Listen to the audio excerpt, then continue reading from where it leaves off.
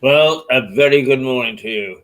And it's Keith Hayes and the Max Good morning. with Mirador Television from the White Hart Hotel in Lewes, East Sussex. It's a rotten old day out there at the moment. It's going to be on and off with our rain this morning. Staying a little chilly, I think only up to about 16 degrees today. But the breeze is moderate. Thank goodness for that, because often it's the wind that makes the weather so miserable when it drives the rain into you. I don't mind straight up and down rain, but I hate it when it goes right into you. Okay, we'll take a look at the headlines in a moment or so, the front pages.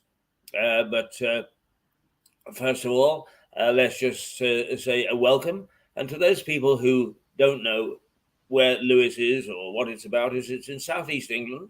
It's about 3 miles or 4 miles the other side of the eastern side of Brighton, which is the well-known place, of course, the well-known resort that everybody flocks to from London because it's only an hour on the train.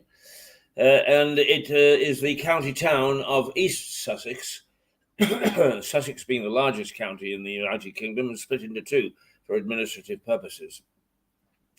So there you are. That was a little geography lesson for you. And now we'll. I didn't know that. I didn't know that it was split into two because of the size. Yes. Well, it's split into three because of Mid Sussex as well. That's its own district. Yes, but I'm not sure whether Mid Sussex was part of the original Sussex. We'll have to see. Has it got its own council, Mid Sussex? Yes, Mid Sussex County Council. County Council, right. Okay. Where's its centre? I'm not sure, but it's only got the small villages in it. It only has Burgess Hill, Cookfield, Withersfield, Linfield, and Staplefield. So it's all the very small. Yeah. Mid Sussex has less than 100,000 people in the entirety of it. Well, it's more like Lewes District Council then, which has got 100,000. Yeah. Yeah. East Sussex, of course, covers. I think we've got about 4 million in East Sussex. Really? How many in West Sussex? I'm not sure. Well, East Sussex is quite huge. I mean, it goes from Rye right through to the edge of Brighton. The only other quirk, if you like, is that Brighton is now a city, and as a consequence, it has its own administration. Yes, but it's a Brighton City Council, but technically it isn't a city. It's just a very, very, very, very large town, because in this country, to be a city, you need a cathedral. You have to have a cathedral. So there are smaller population cities than Brighton. So weird. Yes, but I'm not sure that cathedral rule still applies. I think that they now go on administrative things. They say you have to reach a certain size. And I think it's 400,000, and I think that Brighton, so I think it qualifies as a city. That was my understanding about 3 or 4 years ago when they declared it would be a city or is a city.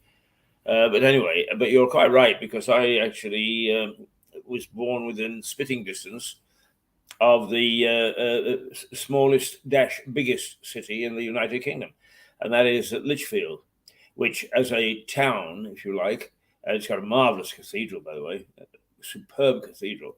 But it is a town. It's very, very small, but it had huge land area, the largest land area of any city in the United Kingdom. But by the same token, it was quite tiny. But its cathedral is quite magnificent. It's got 3 spires, which I think are called the 3 maids or the 3 sisters or 3 something. Anyway, after all that, that's where we are. And we are broadcasting from the White Hart Hotel, which is the home, if you like, of Tom Paine, who wrote The Rights of Man, amongst other things, was a soldier, was an adventurer, and what many people don't know was also an inventor. Really? And yes, what did he invent? Well, first of all, the major thing, which only disappeared, is about 70 or 80 years ago, was the single-span bridge. But he also invented the smokeless candle and the prototype for heavier than water ships, metal ships. He also co-invented the engine, the internal engines for boats. If he'd have done it for cars, he would have been the inventor of the internal combustion engine. But as it was, he concentrated on boats and not on horseless carriages. And then that was just a few of the things. He was a very prolific inventor of all sorts of things. So I mean, he was quite a pup, quite a man. Right. Well, we better get on to the damaging stuff of the day, hadn't we? The Financial Times: Truss faces mounting Tory pressure to rewrite unfunded tax cut plans, and they still are not happy. And as one pundit pointed out, the fact that the Bank of England governor had unsettled the markets again very much undermined her position, and so everything is a flutter. So the backbenchers are still rabbiting on about. Well, basically, they're just scared silly they're going to lose their seats at the next election, but a lot of them are anyway, because they weren't very good as MPs. But that doesn't come into it. You don't ever tell an MP he isn't very good, because his ego won't stand it. They are such fragile little creatures. Even if they aren't very good. Well, none of them are. You name me one that is good. No, wait, well, I can only name one, really. Out of how many? 650? Yeah, 650. Honestly. Right. So that's the Financial Times headline. Looking at the Financial Times, she's found facing mounting pressure from Tory MPs to rewrite last month's mini budget of £43 billion in tax cuts. Reporting on her Tuesday meeting with the Backbench 1922 committee, the Financial Times quotes one MP describing the mood as horrendous, and they were shocked at how brutal it was.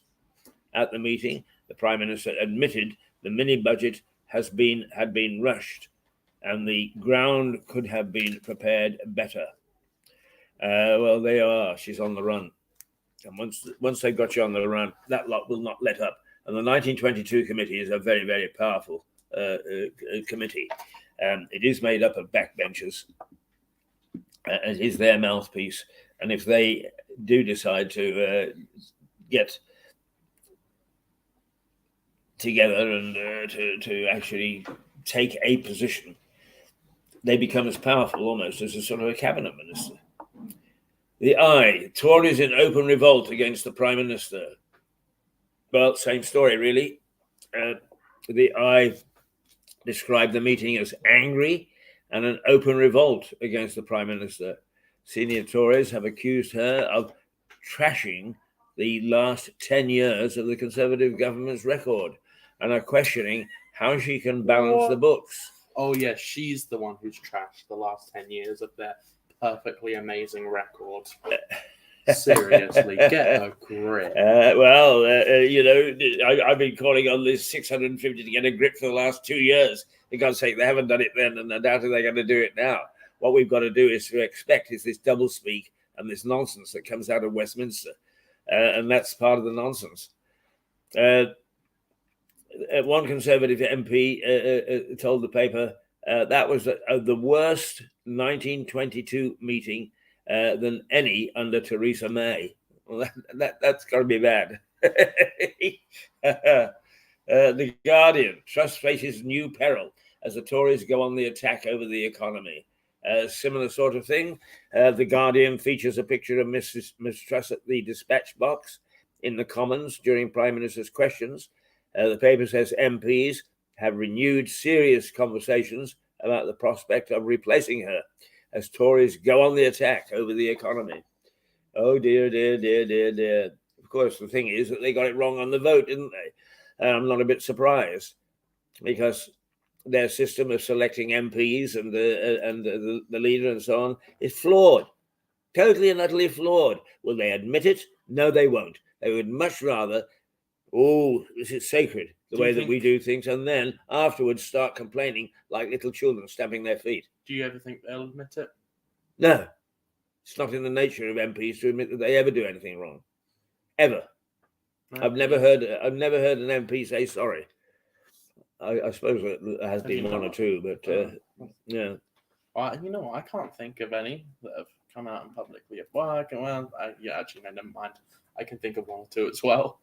Well, Boris did, didn't he? Yes. I'm sorry for maybe having a party. Mirror, you turn or you go. Same thing. A report on the pressure to reverse her disastrous tax cuts. One day they're telling her not to U-turn. Now they're telling her to U-turn or you'll go. But if you U-turn, you will go. But if you don't U-turn, you'll go. Yes. Morton's Fork. Do you know what Morton's Fork is? No idea. Well, when I think it was Henry VIII collected taxes, he would send a guy called Morton, who would go to very wealthy places, and they would entertain him for dinner. And he'd say, "Well, obviously, you could give me this splendid dinner so you can afford to pay your taxes." And they would say, "No. It's far too expensive for carrying on for us to pay all our taxes." So what they would do is not give him dinner. In which case, he would say, "Oh, well, you're saving all your money so you can pay taxes." In other words, Morton's Fork, you were damned if you did and you're damned if you don't. And whatever your excuse, you still paid your taxes. Rip up your tax plans, top officials urge trusts. The major papers still going on with the same thing. Rip up your tax plans. The Metro, they really have decided that they will take a look at a new poll which predicts traditionally safe Conservative seats could be lost at the next general election following Miss Truss's mini budget. So it's flipped since the last election because the Red Wall got destroyed in the north by Boris when he had his majority landslide That's victory. Right. And now they're saying it's reversed. They've messed up so badly that it's flipped on itself. Yeah. Great. It warns the collapse of the Blue Wall. It would dwarf its own successes in demolishing Labour's Red Wall in 2019. Can we watch? Yeah. Sorry. I think it's that down there. Yeah. In demolishing Labour's Red Wall in the 2019 general election, Redfield and Wilton. I don't know them. Redfield and Wilton poll. That's a new one on me, Redfield and Wilton, and undoubtedly those in the know who they are. Suggests Labour has a 13-point lead in 42 of the Tories' heartland constituencies in southern England. Well, I'm not sure that they've always been that safe. I mean, Lewis hasn't been that safe. It was Liberal for 3 terms. Daily Express. Angry Tories attack bank chief's stupid move. Now, this is the Bank of England, Andrew Bailey, the governor, the Tories are attacking him over stupid comments that cause markets to be thrown into turmoil. The Express says it comes after he announced the bank would end its bond buying plan to stabilize pensions. Banks officials privately signaled the bond buying program would continue.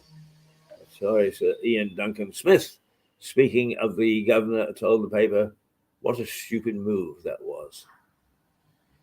What a stupid move that was. Is it second? You know what? He's not been in the headlines for quite some time now, hasn't he? Who? Ian Duncan Smith or Boris? Boris. Yeah, no, he's gone quite quietly, hasn't he? Yeah. What are the chances you see of him running again? Well, in the future, I think he'll come back into politics, as long as he's still got the taste for politics. Because some people can get to the top, and then they lose the taste for it. They want to go into other things. But if he's still got the taste for politics, I think there's a very good chance of him coming back. I think he'll be seen as a saviour because there's nobody else around. Michael Gove thinks that he is, and nothing could be further from the truth. The Daily Telegraph: the coronation row looms over the crown for the Queen. Well, that one is all about Kohinoor, the fabulous diamond which we plundered from India, and it's in the crown that the Queen Consort would wear at the coronation. But they think that it will upset India and the Indians if it is worn and flaunted without any offer of return. Oh, God, I hate people sometimes. Oh my goodness. What you think? You really think the royal family is going to offer to give back a priceless diamond? First off, and that's just ridiculous. They could it might upset them if she wears it. How long ago was that taken? 200 years ago? No, not quite that. It was Queen Victoria's time. How long? Perhaps 150 years ago. 150 years ago. Yeah. Well, they can stay upset for another 150 years, in my eyes. Yeah. The trouble is really that I do feel for diplomats because we all laugh at them because they're always so cautious. But the fact is that diplomacy is, and actually I do some lecturing on this, is very, very important in terms of the relationships between countries.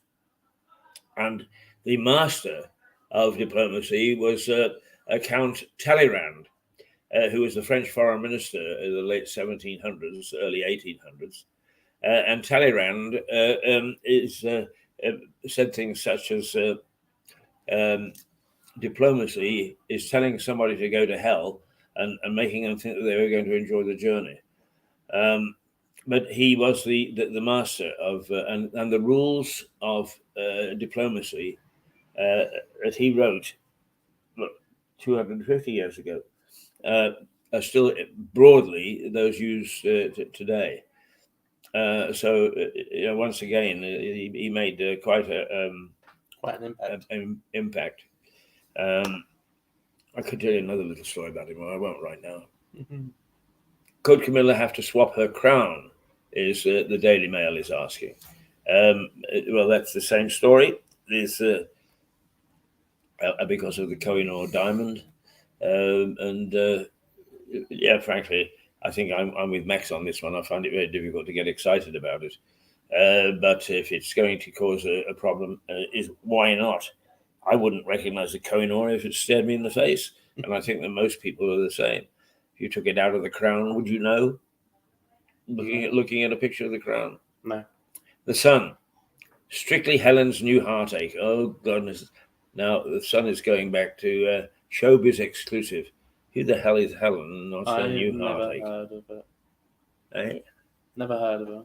No, the new heartache of Country File presenter, Helen Skelton. Well, now that is interesting because one of the great successes of the BBC has been Country File. It's one of those sleeper programs that rates very, very highly, and I wouldn't have rated it. I would have said it's something that the BBC did because it has to do these social things. Its mandate is to do these social things. But Country File. Oh yeah. I didn't know that. What do you mean? Well, it's the BBC holds its own license, as it were, to broadcast on the basis that it tries to serve as many segments of our community and look after the social fabric as it possibly can. That's why you have, some esoteric. That was originally their job once upon a time? Yeah. Wow. I didn't know that. That's well, I mean, when you think about it, it is quite sensible for somebody to have that. And as a matter of fact, the licenses held by the ITV companies contains clauses that they will provide certain amenities such as news. They can't decide that they won't do news, for instance, because news is very expensive, and secondly, it never rates as highly as the highest you probably will see news is a number 8 or 9 in the ratings, and that only changes when there's some drama like the Falklands or whatever. But there is the requirement of all broadcasters with a license to broadcast terrestrially in the United Kingdom to have a sort of a broad panoply of programs, and that is their mandate.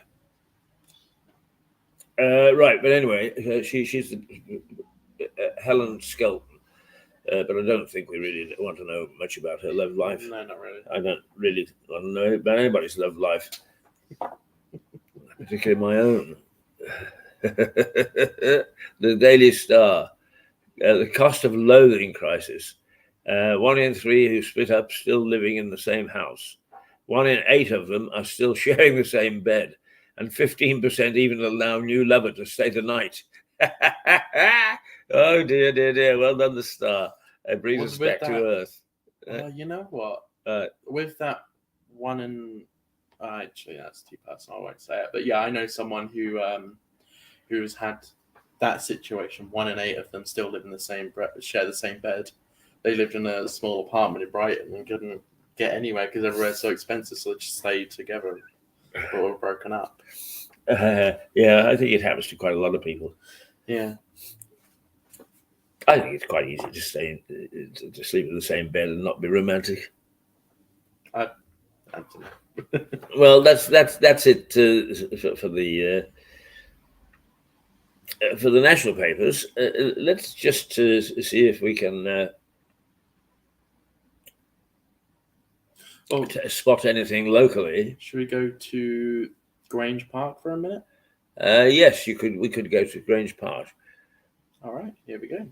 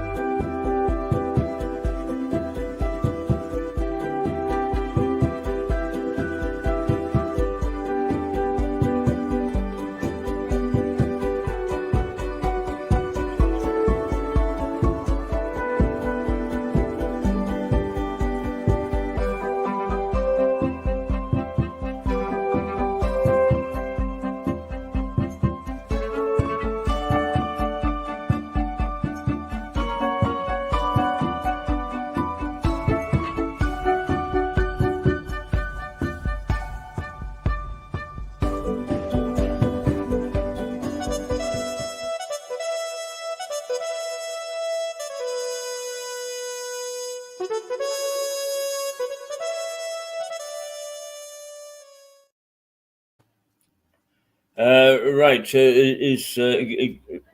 back we are, and let's apologise for the quality this morning. We have no idea. We think it's just a dropout of the internet, nothing to do with us. We've got all the same things going this morning, and actually the picture isn't as bad as it has been on some occasions, but it's just not good.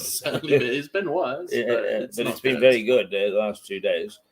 So we apologise slightly for that. Now let's take a quick look at what's happening locally. Today's highlights are the police warn everybody not to approach a Sussex man who is wanted on recall to prison. And the detail behind that is that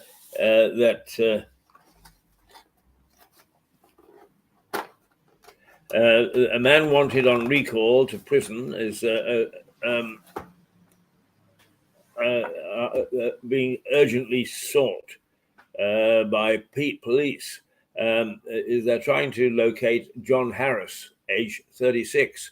He's broken his bail conditions, and officers are making efforts to return him to custody.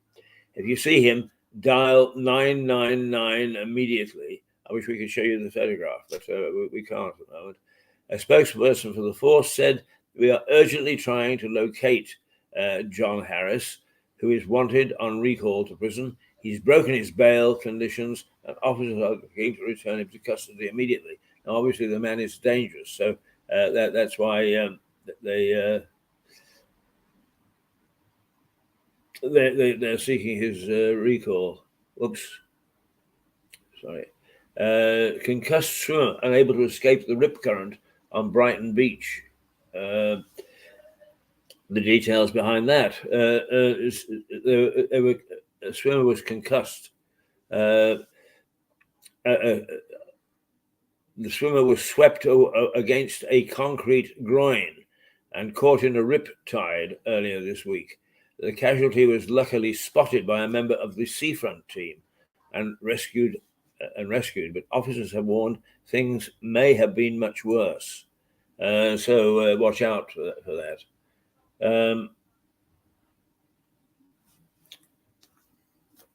Is there anything else of real concern? Yeah, but there is one huge story, but I'm going to save it for me and Liza. I'll briefly mention it now. Yes, right. Alex Jones, who me and Liza are big fans of. I'm a huge fan. I'd love to work for him someday. Alex Jones he's been fined $965 million for the Sandy Hook defamation trial. $965 million. Who did he defame? Well, there's the thing. He said Sandy Hook never happened. It wasn't real.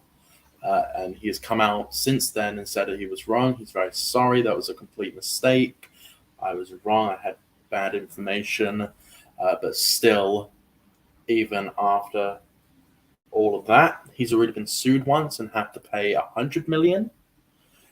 He's now been re-sued. Not that he said anything since. Who's suing him? The families of Sandy Hook. All right. And he has been fined and has to pay $965 million in damages. That is an unbelievably insane amount of money. Let me tell you, he does not have that money. I can say for 100% certainty, he does not have $965 million. Oh, but he can offer to the court to pay a penny a week. Can he?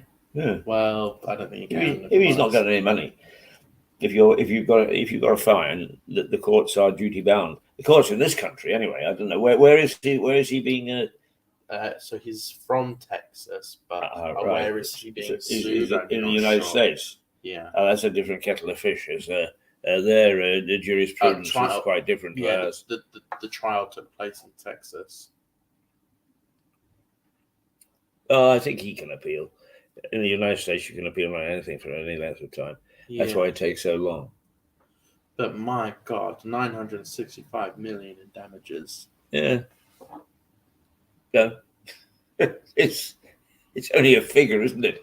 I mean, it is nominal in the sense that people pluck the figure out of the air, and if you can pay it, you can pay it, and if you can't, you can't, and if you can't, then the court, I suppose, has to decide what it's going to do.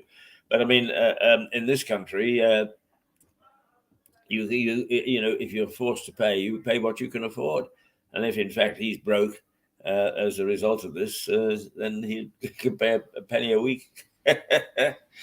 Right, okay. Well, we'll leave that to you and Liza to talk about later. So where we are at the moment is the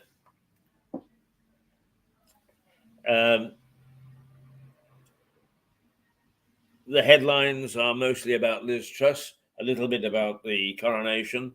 There's some backlash against Charles for saying he's going to have a cut price coronation. But other than that, everything seems to be proceeding. It's going to be next May, I think. Yes, May the 3rd or something like that. We have some news about rail strikes again. The 22nd of October, the 6th of November. The 22nd of October? Yeah. Rail strikes? Where? The whole country again. Yeah, well, actually, last time Southern seemed to keep some sort of a service going. Is it Well, going you to know this what? time? So what happened last time is no, they didn't actually. What happened? Because I tried to get the train that day, and I had to get Right. bus replacement and the bus to Worthing as well, which is a long way Yeah. on the bus. But what happened was, I got to Brighton after getting a rail replacement from Hayward Heath to Brighton. I got to Brighton Station. I said, "Is there any trains running to Worthing?" They said no, but there is one train running which will take you in that direction. I said, "Oh, great. What train is that?" They say, "This one here. This one goes from Brighton to Hove train station and back." I don't know if you know anything about Brighton Hove train station, but you can walk there. It's a very short distance. Right. So that was the only train that they got running. So, we did have a train running whilst the strikes were going on. Yeah, but you had them between one stop, a very short stop at that. Yeah. Like, that really got on my nerves. Yeah. It really did. Read out those dates again. 22nd of October and the 6th of November. Let me see what day. What day is the 22nd of October? It doesn't say in the article, so I'm going to have to look in my calendar. 22nd of October, of course, is a Saturday. Ah, a Saturday. And the 6th of November. That's a Sunday. That's a Sunday. That's the day after Guy Fawkes night. Yeah, so that's right. Yeah. I can't get home on the train after the bonfire. No. Great. The trains don't stop here during the bonfire celebrations. Bonfire and the day after that, because it's the 6th of November they're striking. Well. I think they would have had too much of an uproar if they said the 5th of November. Yes, probably. It's just their PR people prevailed. You do that, you'd be absolute madness. Right. That's more or less a roundup of the news. It's now 9:05 on the morning of the 13th of October. Yes. In the year 2022. Perhaps what we should do is we'll now take a little break and run a little program, shall we? And see what we have here. Yeah. We have some new clips, I believe. What you need is a little folder called forgot what it's called now.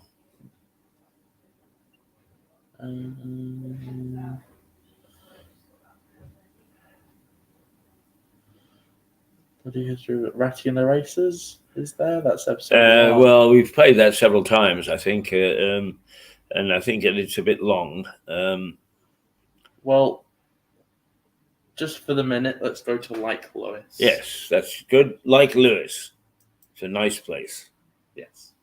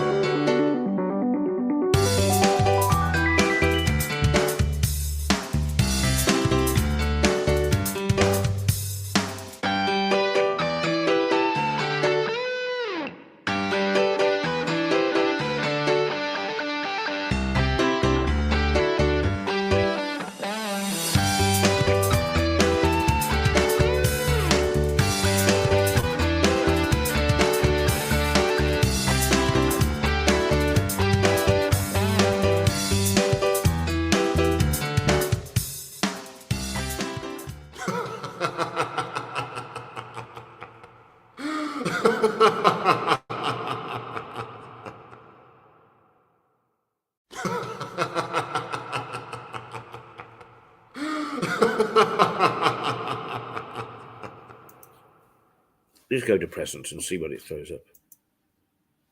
And we're back. Having fiddled around with the gubbins and not come to a very satisfactory conclusion, so let's well.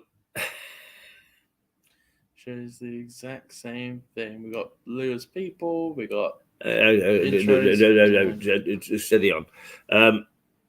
Yeah. All right, play that one. Okay. Yeah. This one? All right. Well, do you want to explain it quickly before we go on? Sorry? Do you want to explain what it is first? It's part of our documentary. And strangely enough, in the hotel yesterday or the day before, we walked into the other area, the lounge now, but used to be the farmer's bar, and there was some chaps sitting there who of a reasonable age, who had been born and raised in Lewis, and they started to talk about our documentary and that how they'd enjoyed watching it and so on and so forth. So this is a segment of it, and it's episode 2. Episode 2 or episode 1? Well, we could go to episode 1 if you want. Have you got episode 1 there? Right there. Right. Okay. If that's episode 1, Ratty and the Racist doesn't sound right, but still I think it's misnamed. Well, I guess we'll play episode 2 then, yeah? Yes, okay, right, yeah. Well, here we go. Here's the show. Okay.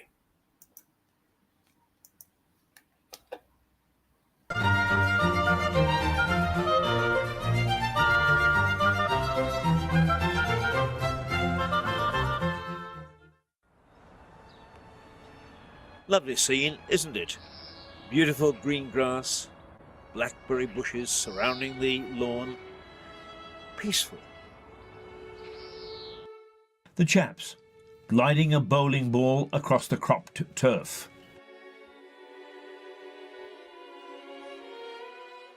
Couldn't be more pleasant.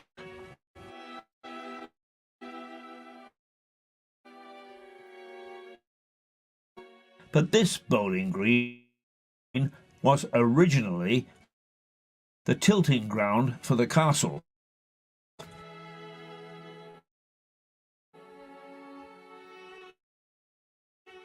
A bit like the local football club, Norman knights turned up regularly to practice cutting off ears, piercing armour with pike or sword. Or even more dramatically, they charged at one another with pointed lances, determined to knock an opponent to the ground, ready to perform the coup de grace, that last fatal plunge of the sword in the unguarded bit of flesh, the throat.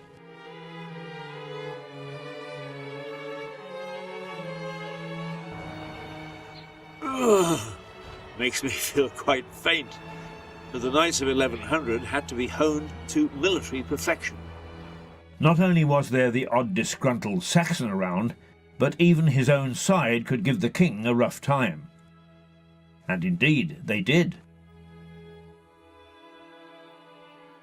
But before we go to another bloody incident on the Lewis High Street, let's stay with the tilting ground for a moment. In the 1700s, the soldiers, who had wielded their swords with such skill, discovered guns and started shooting one another. That more or less ended the fun of charging at one another with horses.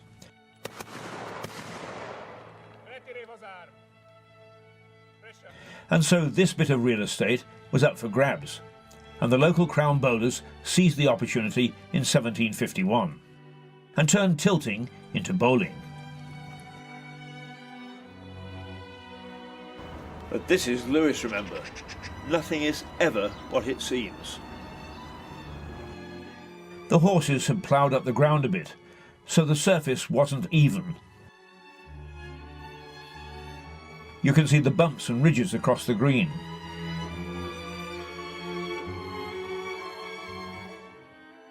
So the type of bowls played on this green was different to any played through the British Isles. And 500 years later, it still is. It goes way back to medieval times, but so far as we're concerned here, we've been playing here since 1753, and there is some evidence to suggest that in the mid-1600s there was bowls played here. And we're reputed to be the oldest society, the sporting society in the world. Very unique, and we're unique in many respects. I mean, firstly, the woods are unique in that most of them over 100 years old. They're lignum vitae, which is very, very hard wood, and that's the reason, of course, they've survived as long as they have. The jack is biased, which is very unusual, and the green is undulating, very undulating.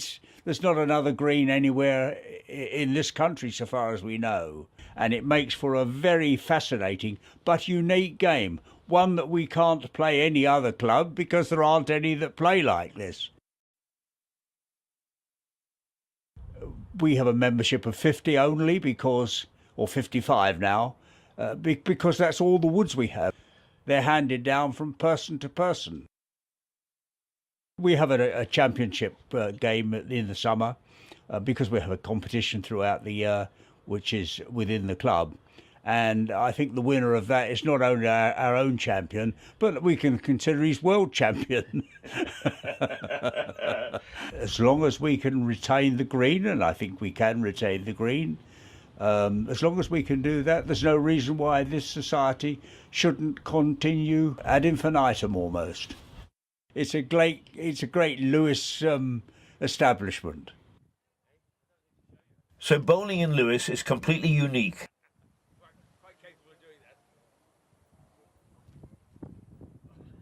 And very difficult.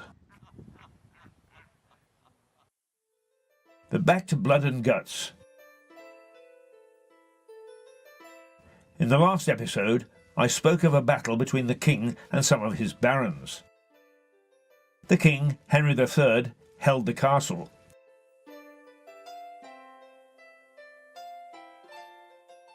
Now, as you can see, the castle pokes up into the sky quite a bit.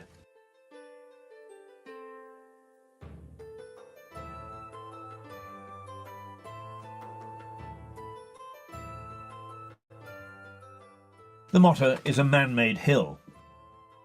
And as you can see, a few hours of overtime were put in to build this pile of dirt. From the top, you can see in every direction for miles.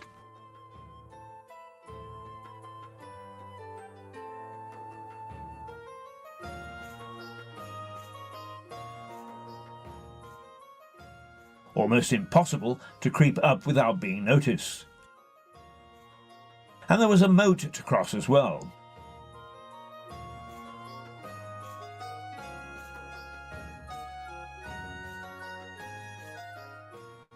But it's called Castle Ditch Lane, the name reflecting its purpose all those years ago.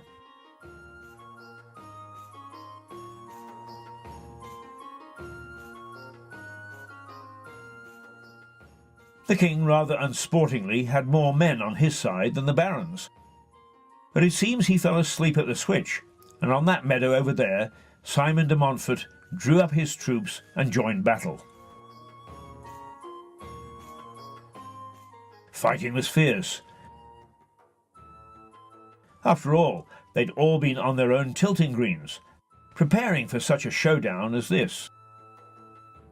The battle was short and sharp, and the barons put the royal troops to flight. And they showed no mercy.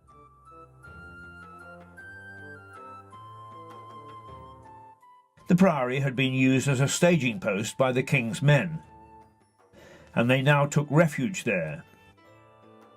It's little wonder that tilting grounds became bowling greens, because despite all that training, the king's men panicked.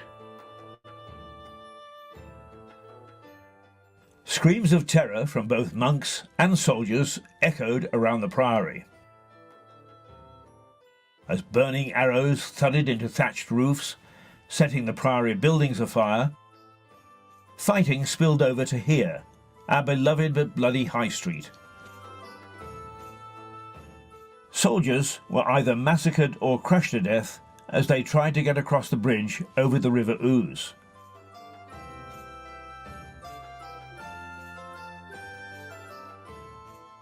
For the king, it was a complete disaster. De Montfort, he split his armies up on the hills behind us in the Chalk Downs. He split his army into three forward not flanks, but bunches of men, you know, groups. And they would have been around 1,500 people in them. So a lot of people.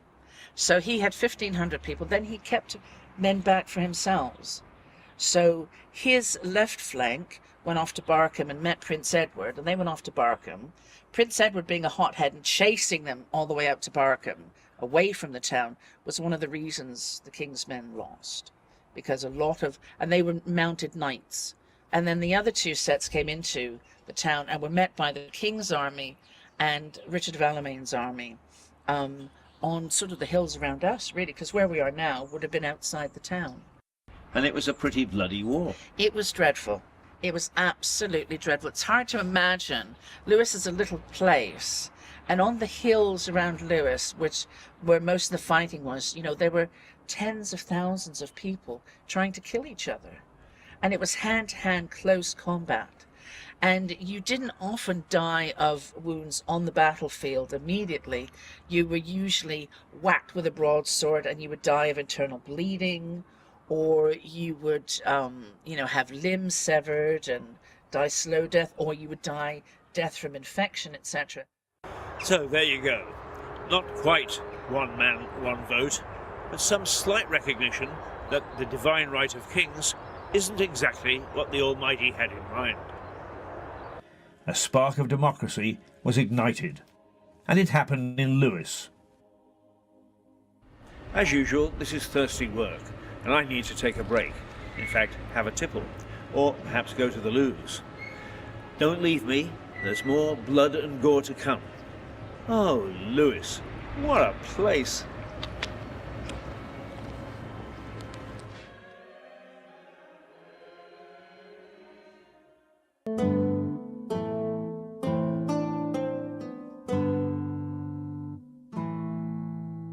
Lewes increased in importance as the Norman occupation took hold. Not that it wasn't important before that. In Saxon times, the town had 2 mints. And in case my pronunciation confuses you, Those are places where coins were made, not a sweet that is eaten to try to disguise what you've been drinking.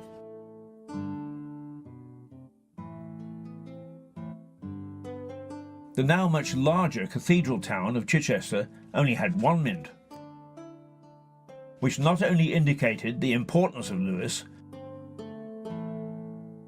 but started a sort of battle of popularity between the two places. The struggle for the rights to hold assizes, for example, created a tug of war that saw Chichester hold trials for a while, only for Lewes to get them back. Lewes won. The Crown Court and Lewes Assizes are still located in the modern town, and they ain't going nowhere.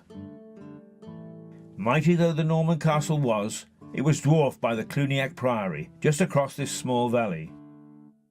William de Warenne, who actually fought at the Battle of Hastings, was granted Lewes, along with lots of other goodies, as the spoils of war. His wife Gundrada, a religious lady, asked for and got a sponsorship to establish the priory, just 20 years after England was conquered.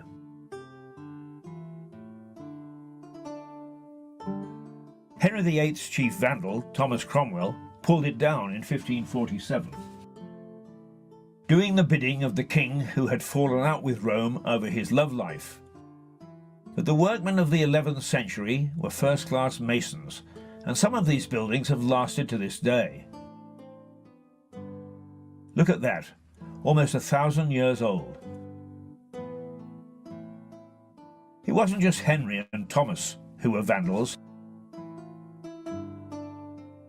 the good burghers of Lewes did their part over successive centuries, digging up the grounds and using the stones to build their garden sheds. By the time it was destroyed, the priory dominated the Lewes skyline. Its great church was immense, and the whole complex had its own hospital, dormitories, dining hall and a wharf. Boats sailed up to the priory to carry and fetch goods. How time.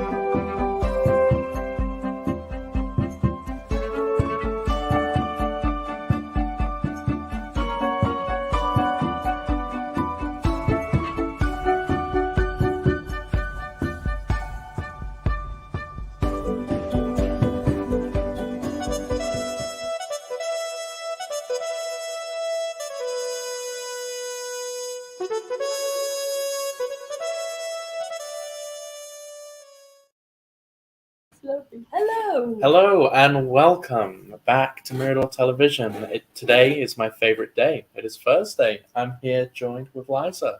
Good morning. Good morning, lovely man. How are you? I'm doing very good. We got a full show today. We got lots to talk about. Oh, have we ever? Yeah. Oh, yes. We found a story yesterday together that wow. We'll get into it in a minute. But how have you been recently? I've been rather well, actually. Yes. Yeah. I'm still into the Fauci book, and I'm sorry, How far do you have left?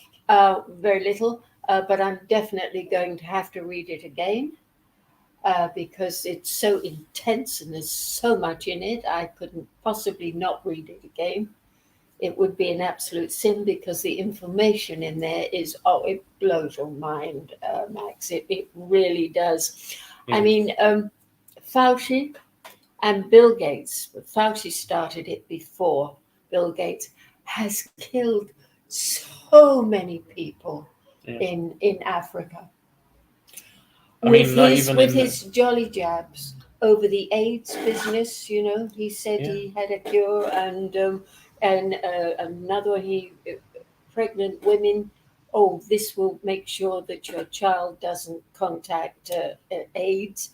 I mean, the deaths were unbelievable. And what children are going to contract AIDS? I'm sorry, but that's ridiculous.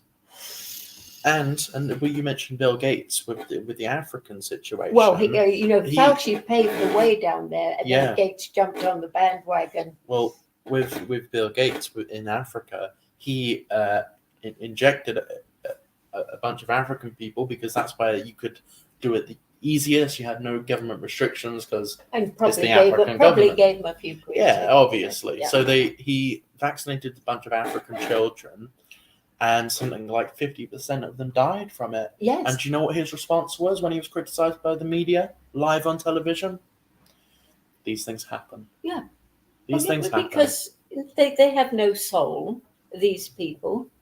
Now, but it's for the greater good. Oh, the greater good, yes. But if I had a young son, and he came to me and said, Mum, I'm going to vaccinate the entire world, I would say, now listen, there's a nice doctor down the road, and I want you to go and talk to him. You hear what I say? I would be very worried about that boy. Yeah. No, I don't think his father was worried because his father was a eugenicist himself. He educated him to it. He started Planned Parenthood with Margaret Sanger. Yeah.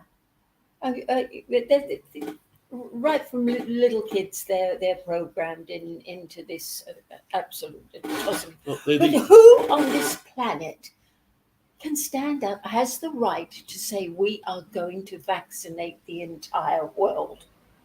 Who has? Billionaires.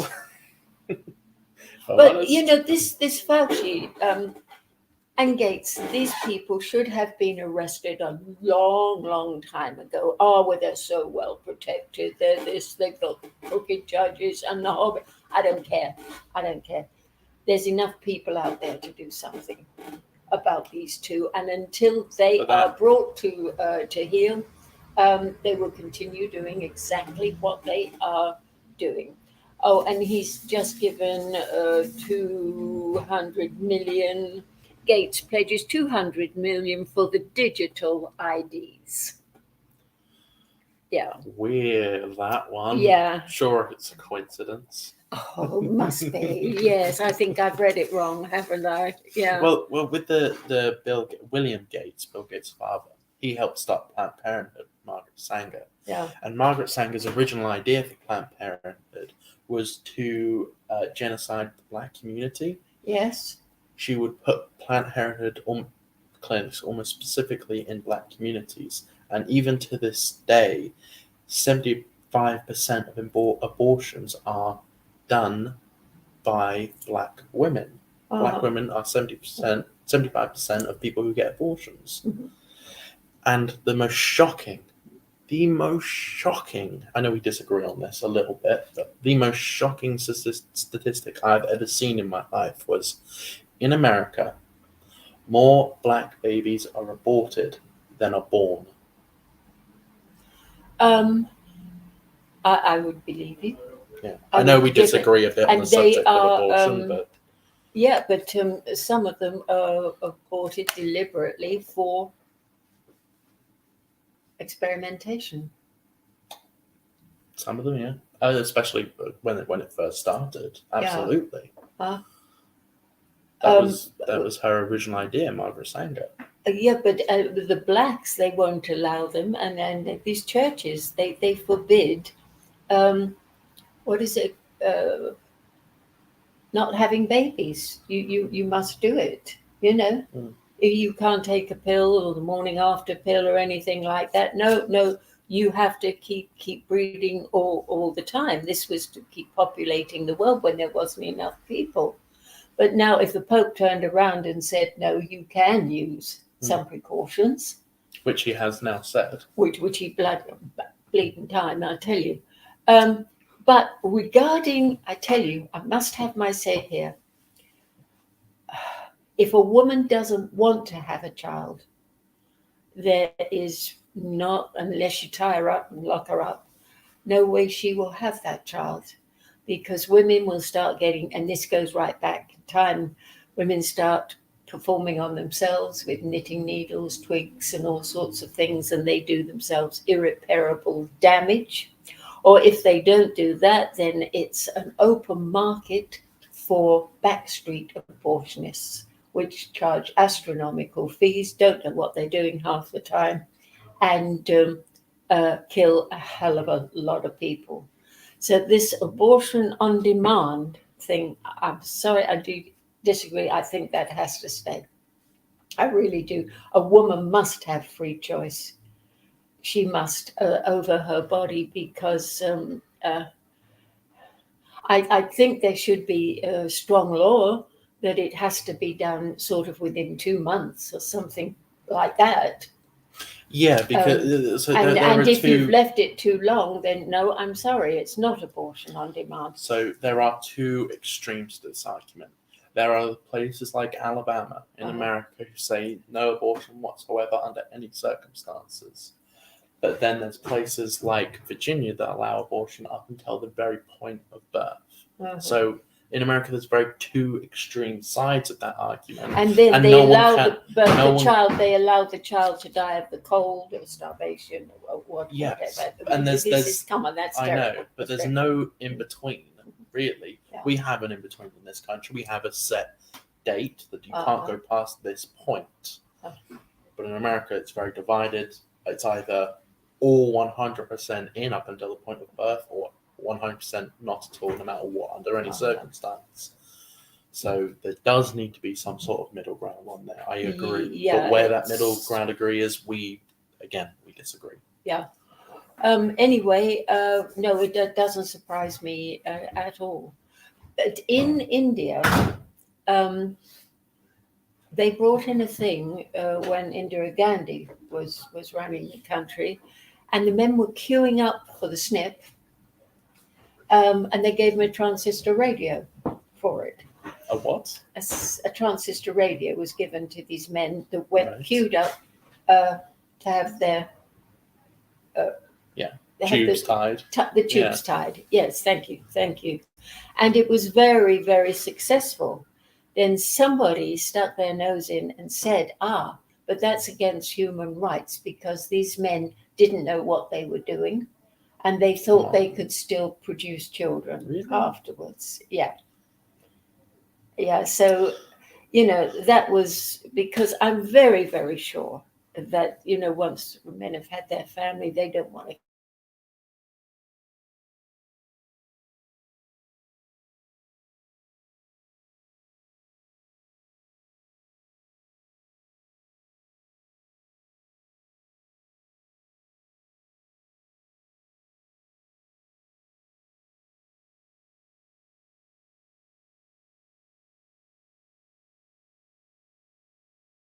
Choice, but if you say no, I'd like something where I can't produce any more children. I've had my family.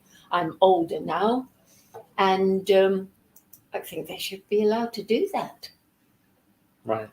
Yes. Sorry, I wasn't following completely. I got distracted. I think we cut out for a second. We are supposed to be on the 4G EE, but it's switched to the White Hart Wi-Fi.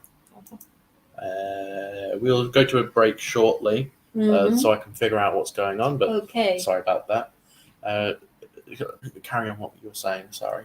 Well, back to the Fauci book, who's written Anthony Fauci, The True Story, Written by Kennedy, Robert Kennedy Jr. Yeah. I mean, what magnificent man! What a thing he's done with this I would book. recommend anyone to listen to him, but a fair warning, he is difficult to listen to. Unfortunately, he had throat cancer a few years ago, so he has a very, very unusual voice. I can't even describe it. I've never heard anyone like him before. But you get used to it, don't You you? do, yeah. You really do. Especially with And the what more he's he's saying. talking, he says, my voice will get better the more I use it. And it does seem to do that. But I'll put up with anything to listen to that man. Yeah. I mean, he really does have some great stuff to talk about, and the book he's written, I haven't read it myself, but I would love to get the audiobook sorted out and listen to that. Yes. I struggle with reading. Yeah. But yeah, I mean, great guy, really is. Yes, and I think David Icke, now who I worship, is starting to make audio books too, and that is so important, because one, there's so many people that can't read. Two, there are so many people that Don't have the time. and And the best thing about that it, have the dyslexia that you have. yeah, dyslexia. So I struggle immensely with reading and writing. I'm almost illiterate at this point. But I tell you something though, these books now are in very small print, and I object to that slightly. Yes. I prefer the other thing. I don't know why they do that. Well, I was actually talking to Stuart the other day, and I said, "Oh, are there going to be any pictures in your book?" He said, "No." I said, "Oh, well, I won't read it then." He goes, "Why?" I go, "I can only read picture books." But to get back to that miserable lot. Oh, and another thing, Gates blesses me for the ID thing, but this, Ray Kurzweil, another so-called genius, is talking about attaching the human brain to the global cloud. Now then, they're spending they're putting up 4,000 low orbit satellites. They're being put up all over the world, called the Starlit system. It is being put up by your friend Elon Musk. Starlink. Yeah. It's being put up by Elon Musk. Another way to take over human society is through the robots. Musk through Tesla, owned by Musk. David Icke has challenged Musk and Harara, you know, that little guy, Strauss's little helper, to an interview. He's got as much chance of interviewing those two as he has of going to the moon right now, because they're too terrified of him. I promise you you, know, they're I think too I frightened. think it would be very interesting if Elon Musk went on the David Icke channel. Oh, I think it would be brilliant. Well, he's up to it all the time, you know. Oh, yeah, Come on, Elon bring Musk it goes- on, bring it on. Elon Musk goes on podcasts and shows all the time. Well, loves he doing won't go. that. He won't go on David's. I mean, the thing that is frustrating nowadays, you know, this man is still not recognized for the magnificent work that he has done. No. I mean, you know, well, he's banned off of everything. Well, And here's what I mean, you know, these journalists, you know, I really had tremendous regard for the likes of Peter Hitchin. I love Peter Hitchens. Yeah, you know, Brilliant. and his brother. I mean, they added so much, but now even Peter Hitchin will not mention these injections and the atrocities that they are causing, and he certainly won't mention David Icke. Is that because the paper that he works for is owned by Rupert Murdoch, do you think? Because all Peter seems to talk what paper about does he write for? Mail. Daily Mail is not owned by Murdoch. Well, It's the the talk Daily radio, Mail. the talk radio that I listen to him on is owned by Murdoch. And he never mentions David Icke, and he never mentions the atrocities of these injections or any of these guys. And for a man of his intelligence, I am amazed at that. All he talks about is all the dreaded bicycle lanes and things like that, and how the country's finished because no one would listen to me, and blah, blah, blah. Well, maybe you didn't tell the entire truth, Peter. Well, what I think it is, he's very good at what he does. I like him a lot. But here's the thing: if he starts going into all of that, he will be banned in seconds. And just Of course he will. You know, he will become one of those. He's a conspiracy theorist. We're not having him on any mainstream. But what I believe he's doing is talking about regular things, everyday things. You're trying to say he's doing the best he can without being banned. Yes, to get more attention, because get more followers, more attention. If he gets banned, what use is he? We can go onto the banned channels. Yes, but he won't. Those people are doing a hell of a lot of good. Yes, yeah. A Well, hell of a lot of good. I have great regard for them. I really do. yeah. Well, for a moment, we are going to go back to The Bloody Past of a Tiny Town, episode 2, whilst we try to figure out some technical issues. But we will be back shortly. Thank you. Stay tuned. Well, Don't go away. No, don't go away. Here is Bloody History of the Tiny Town, episode 2. Times change. This river, the Winterbourne, carried ships and barges up to the docks in the Priory. Nowadays, it would barely carry a paper boat. I just checked it there. The Priory was vitally important to the local economy, But that's clicked bringing off. in goods and Yeah, attracting our important visitors. screen went completely The ship would have black. actually come very And near hit to the edge of the where the automatically tennis courts switched are. over to That's the where, white private network. because you've got the Cockshoot So I don't know what that was about. I'm river gonna or switch back stream, to 4G. which fed into the Ouse, and then yes, there would have been a wharf here from which they Hope we don't cut unloaded out all the again. stones that they used to build the Priory. Because what we see now is a lot of the infill. It's like the cavity walling of the yeah, Priory. the The whole- outside, the dress stone, which is now used in places like Can we South pass the thing for a Grange, second? came from Carr So on take a the look. Isle of Wight or from Cole. So it all had to be imported. It was a significant part of the town. It started small with only 4 monks, but over the course of about 400 or 500 years, the numbers swelled. The maximum number we had was probably about 100 monks. But the church, the big church that was built in the 14th century, was bigger than Chichester Cathedral. It was massive. It dominated the skyline in Lewes, so it was incredibly important. And it looked ways. It looked inland because Lewes was the priory for other Cluniac monasteries in the UK, and it also looked towards Europe with its mother house in Cluny. We do a lot of education work with a whole range from tiny children up to adults to get them interested in different aspects of the priory.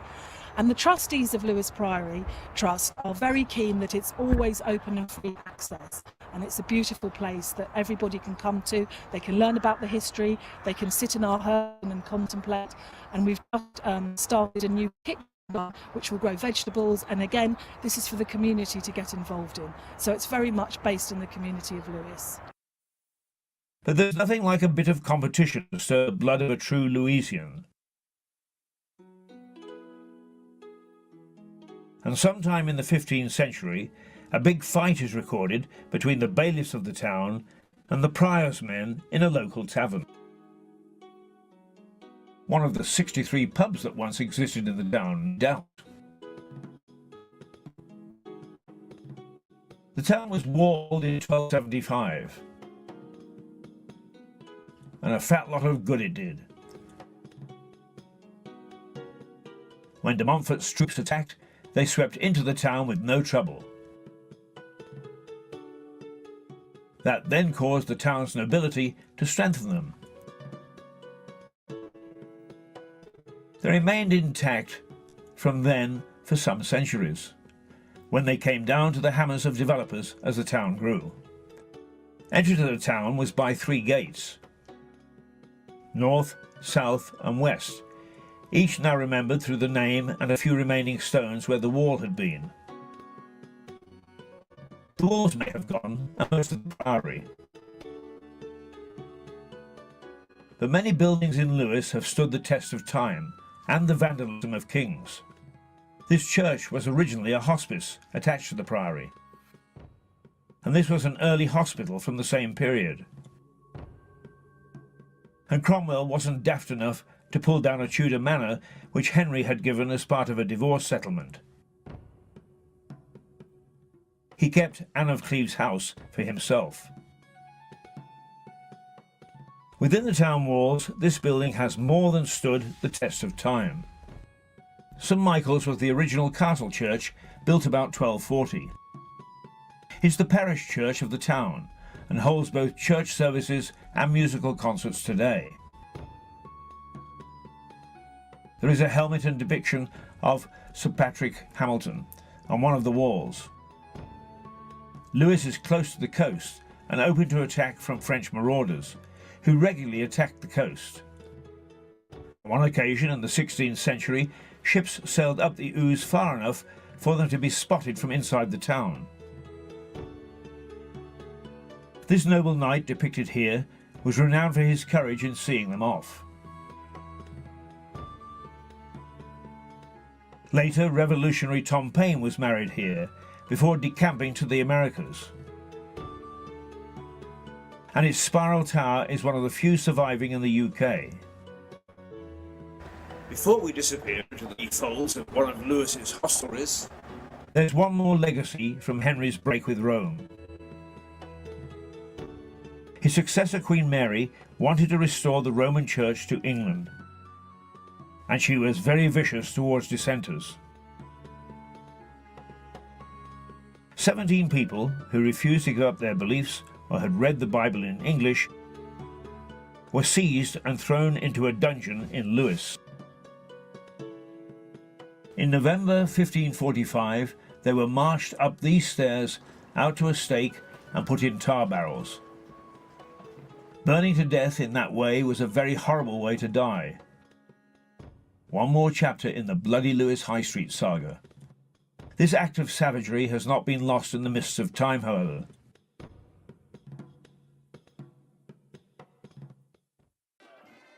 The 17 martyrs, as they're known, are remembered on November the 5th in the biggest bonfire ceremonies of any Guy Fawkes night in the world. 7 bonfire societies stage a joint procession through the town, torches blazing, effigies of Guy Fawkes and of so-called enemies of bonfire, those who have behaved badly in the year, pulled on carriages stuffed with fireworks.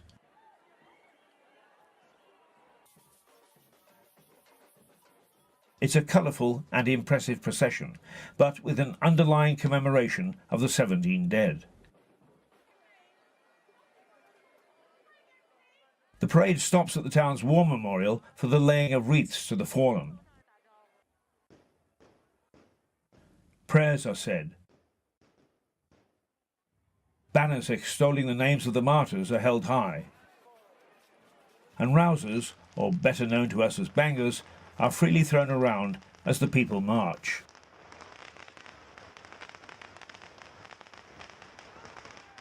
It's a colourful parade.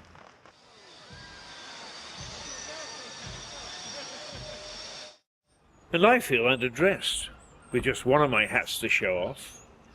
But bonfire, as it's known locally, is not the only memory of Bloody Lewis. It suffered a far worse fate from a hidden foe.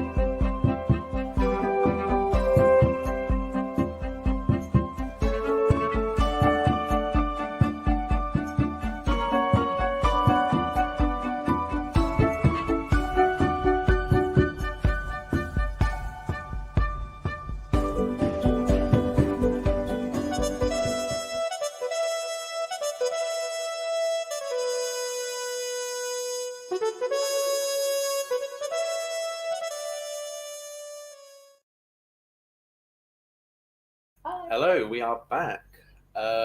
Sorry we had some technical issues there. We had some issues about a Wi-Fi box, but we've sorted them out, and the pitch quality seems better. We seem to be back on. Yeah, everything's going all right. So let's get back in. Absolutely. Get back into it. So I wanted to talk about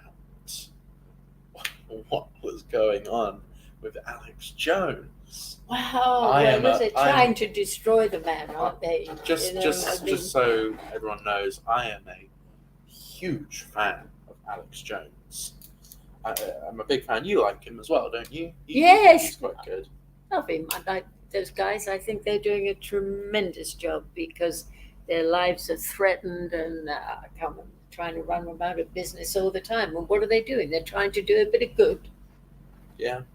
Well, they're trying to do good, but it's not the greater good.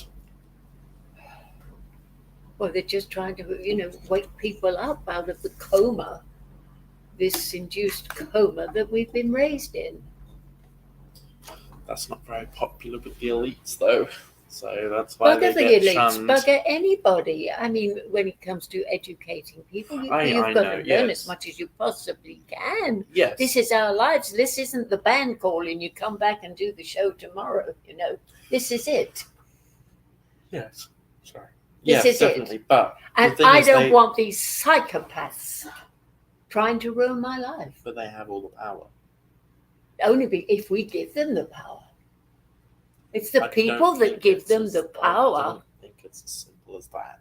Tyranny is what happens when you give your power to tyrants.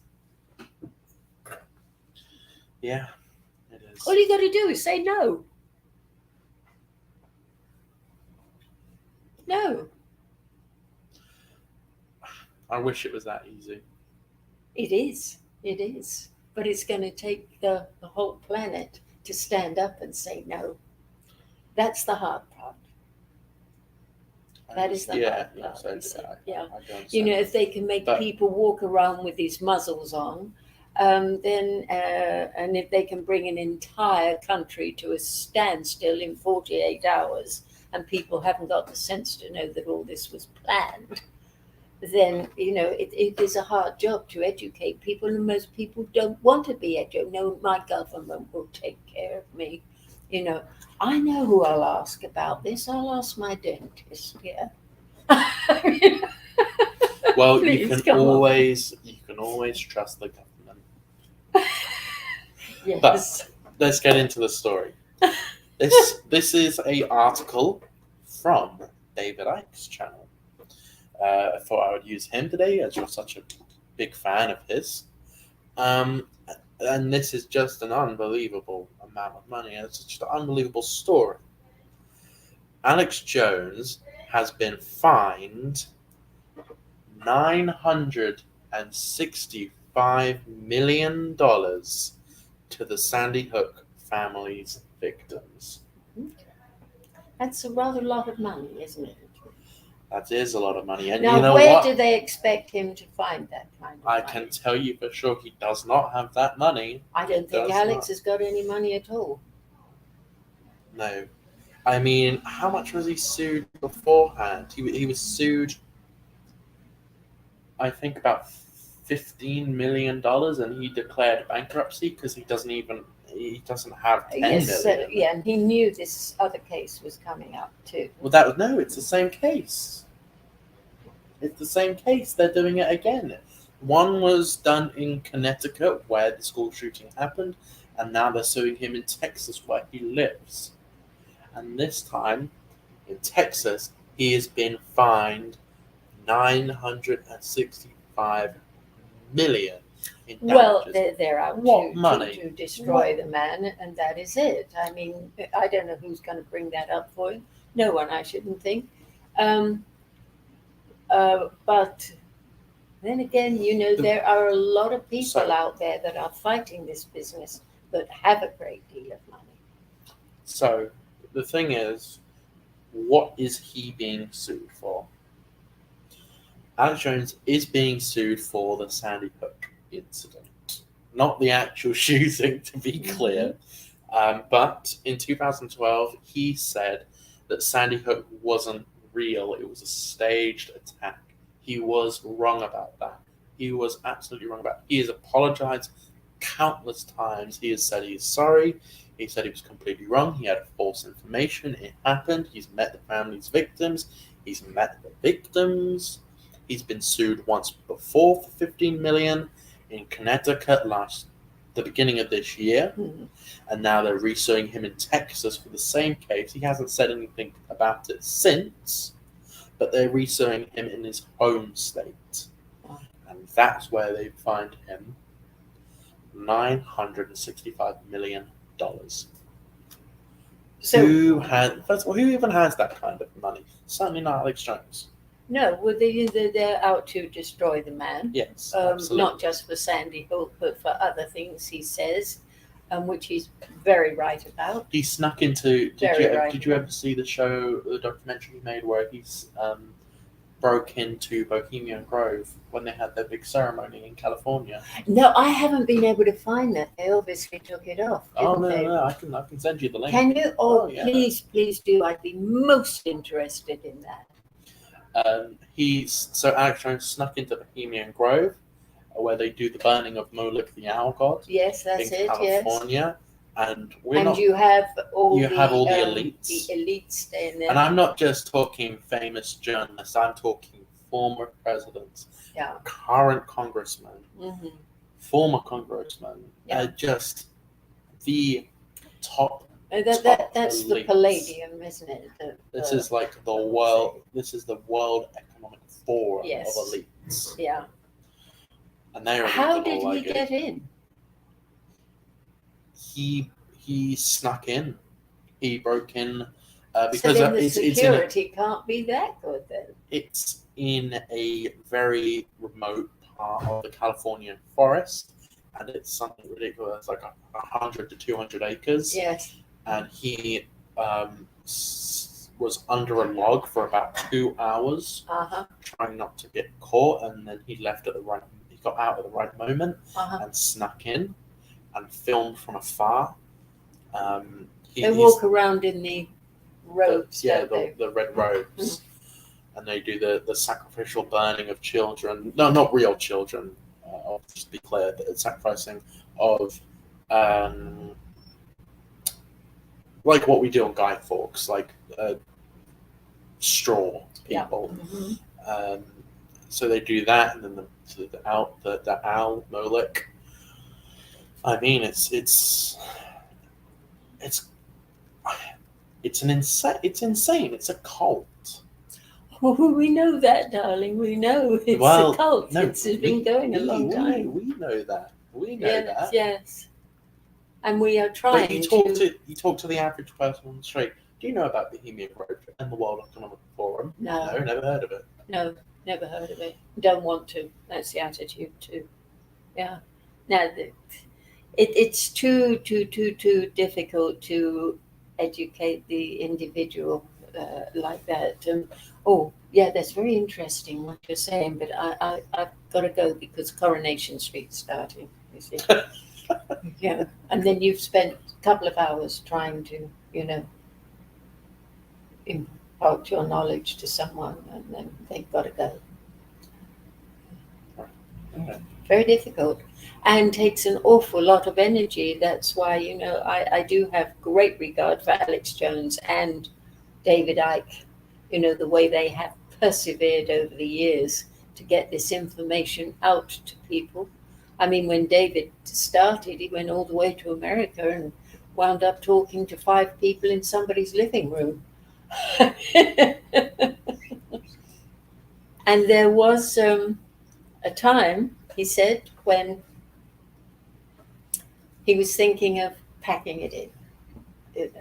Oh, we all have that period. We do, but he said he was somewhere and a man was carrying a small baby, and the baby was over his shoulder.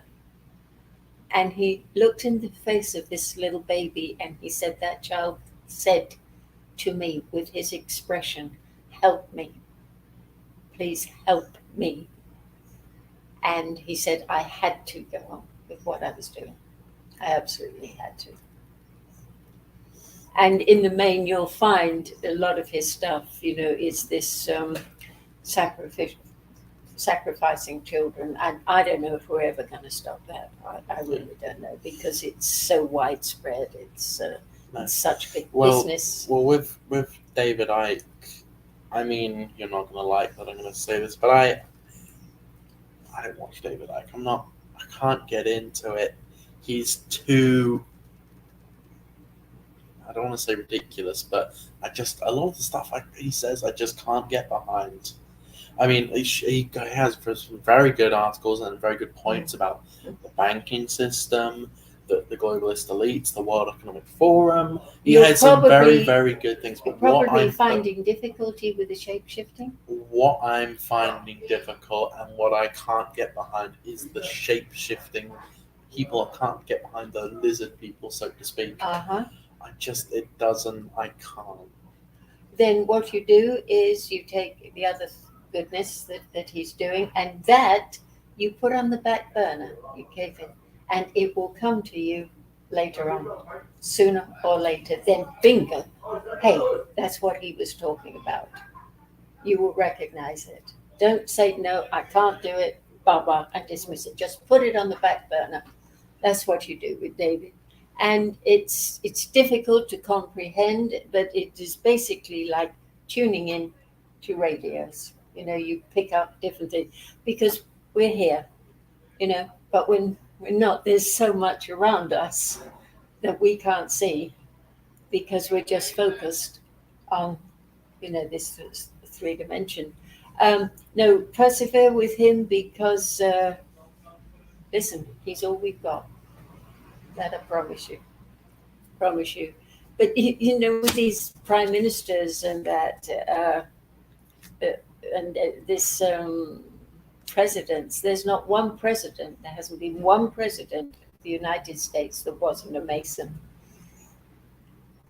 I don't know much about the Freemasons, surprisingly. You don't need to. You don't need to. They take all these vows, and once you're in with them, you don't get out.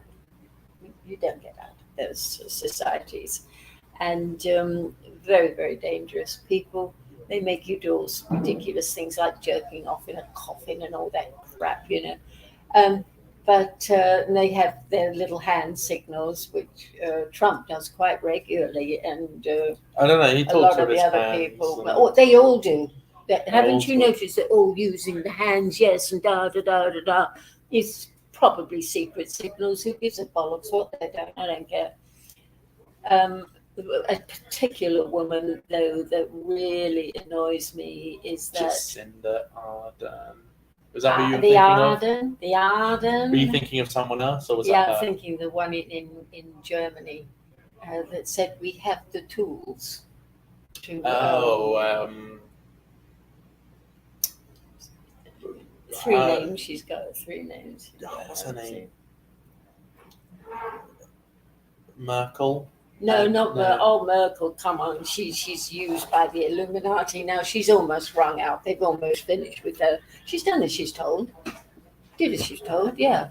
And they say that's it. Piss off. I don't know. Use I don't know you. what woman you're thinking of then in Germany. Yeah, Vandalia or something. Oh yes, no, I do know who you mean. Vaguely, Yeah. yes. Yeah. Yeah. I mean, when this first started, this pandemic, she was jumping up and down. We're going to inoculate the entire world. I thought she was having an orgasm on there, I tell you. Gosh. Oh goodness. And they're standing and they're making fortunes. Yeah, no one really gets and then talks about how much the government and politicians made during COVID. They've just talks about it. doubled Johnson's salary. I saw a headline on there. Well, On David Icke, yeah, they've just doubled his salary, I suppose. I don't really and truly care much, Max, how much these people are worth, how much they've got. It doesn't interest me. It's the evil that they do that interests me. Yeah. That's well, with the with how much they made from COVID, everyone can look at that and see and go, wow, I can see that. That is ridiculous. They are not who they say they are. Yeah. Every regular person could see that. That's why I talk about it, because normal people can just go, oh yeah, they made how much in Pfizer stock? Like Nancy Pelosi, the Speaker of the House over in Washington, she coincidentally bought a whole bunch of Pfizer stock right before the pandemic. Yes, well, you see, really, if you are in with the right people, knowledgeable people with stocks and shares, you only need 1 million, and you can turn that into many millions very quickly. It's not difficult at all. With the right information, it's particularly easy, but you have to have that grub stake to be able to do it, and the correct information too. I mean, this fellow here. Dear. She's got all of her notes here. That other woman, yes, Ursula von der Leyen. That's Ursula von der Leyen, yes. the lady, isn't it? But the fellow who works with the Chancellor of the Exchequer, I think, went to a party. Well, the current one or the previous one? No, this one here that's working with Truss, with the Truss woman. Quasi-Kodo? I don't know who he is. Yeah. But he went to a party of friends and spread the news about that they were going to lower the taxes. Yes. For thing.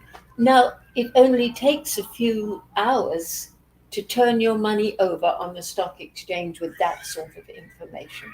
Oh, not even hours. No, Exactly. You can do it in less than an hour. Yeah, I mean, trading now is easy. Well, you can do it over your telephone. Oh, You know, it's very good. So in that little cocktail party that he went to, he spread a lot of invaluable information, right? And he probably even said, listen, you've got 24 hours to do this because I'm going to change my mind tomorrow. Okay. Now, he was supposed to be brought to task for that, but he wasn't. That's all been brushed under the mat when he rescinded the advice.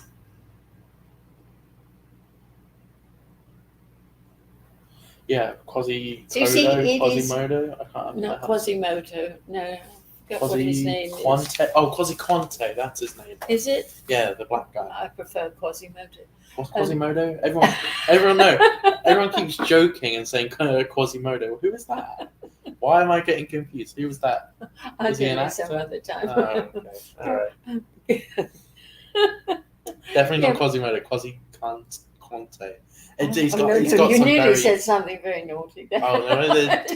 He's got a very complicated, hard to say name. Okay, it's difficult. Yes, they are very, very hard. I think he's from West Africa or something originally. I don't know. Yes. Well, But I think we should have a little rest. I think we should have a little breather. Okay. And we're going to play Ratty and the Racers. oh, This was, I believe, episode 1 of The Bloody Part of a Tiny Town. it's a thing on the wind and the willows, isn't it? Children's Yes. story. Yeah, Ratty. it's a play on Ratty, that. yes. So this is episode 1 of the show Keith did, and that was very successful. Do you remember when that came out? No, I don't. I only found out once I started working here, but everyone in Lewis seems to know about the bloody part of a tiny town. It's quite impressive. Oh, well, listen, I've lived here donkey's years. I wasn't born here. But Keith is so knowledgeable about this I town. know. He's lived here since the 90s. How long have you lived in Lewis? Well, last time, 33 years. Yes, because But you've always grown up locally. You lived in Brighton as a kid. yes, I was born in Brighton, and then from Brighton I moved to London. From London I moved to the world. You lived you've lived all over the all world. over the place, yes. And but naturally, there's a lot of countries that I haven't lived in. I haven't lived in Russia. I haven't been to Russia, but I don't particularly want to go. No, I don't think many people do. Well, no, it's. It's not the best country. I like nice places. I like the south of France, quite frankly. Who doesn't? Who doesn't? Yeah. But Lewis, I should know. But I do remember telling you that I am the world's worst tourist. I really am. But you know, the history that he has accumulated on this little town, I think is fantastic. Yeah. I mean, he was laughing the other day with me because he was looking up some history on witches in this town. Oh, well, they are known for witches. I know. And Keith, Well, you see, Keith my was real doing- name is Sybil. And years ago, centuries ago, it used to be take me to the Sybil, and you had to queue up to get an appointment to see this Sybil. Well, there were quite a few of the Sybils running around. She wasn't unique. But I delved into it quite seriously because of my name. And there was Sybil, Sibella, Sibylina, and changed the name. And I tend to think they were. Why did your They parents just think? did a pretty good cabaret act. Why did your parents name you that? I tell you why. The day I was born, my father went to the races, and he backed a horse called Lady Sybil Green, and he won a lot of money on her that day. So he came home. He said her name's Sybil. That's nice. Yes. That's nice. Yeah. Well, I changed it when I went into the business because I was doing a cabaret act, you see, a nightclub act, and Sybil, it didn't really, you know, it sounded more like a dramatic actress It than didn't have and the a ring singer, to it. yes. Whereas Liza Page. it was. Yes, it looked better on the bill. Well, just before we play the thing, me and Keith were laughing about this, he was doing some research on the witches of Lewis Mm-hmm. because he wanted to know more about it. So he researched witches of Lewis, and he came across an article, and he started reading it and went, "Hang on a minute, this looks very familiar." Looks at who wrote it, written by Keith Haynes.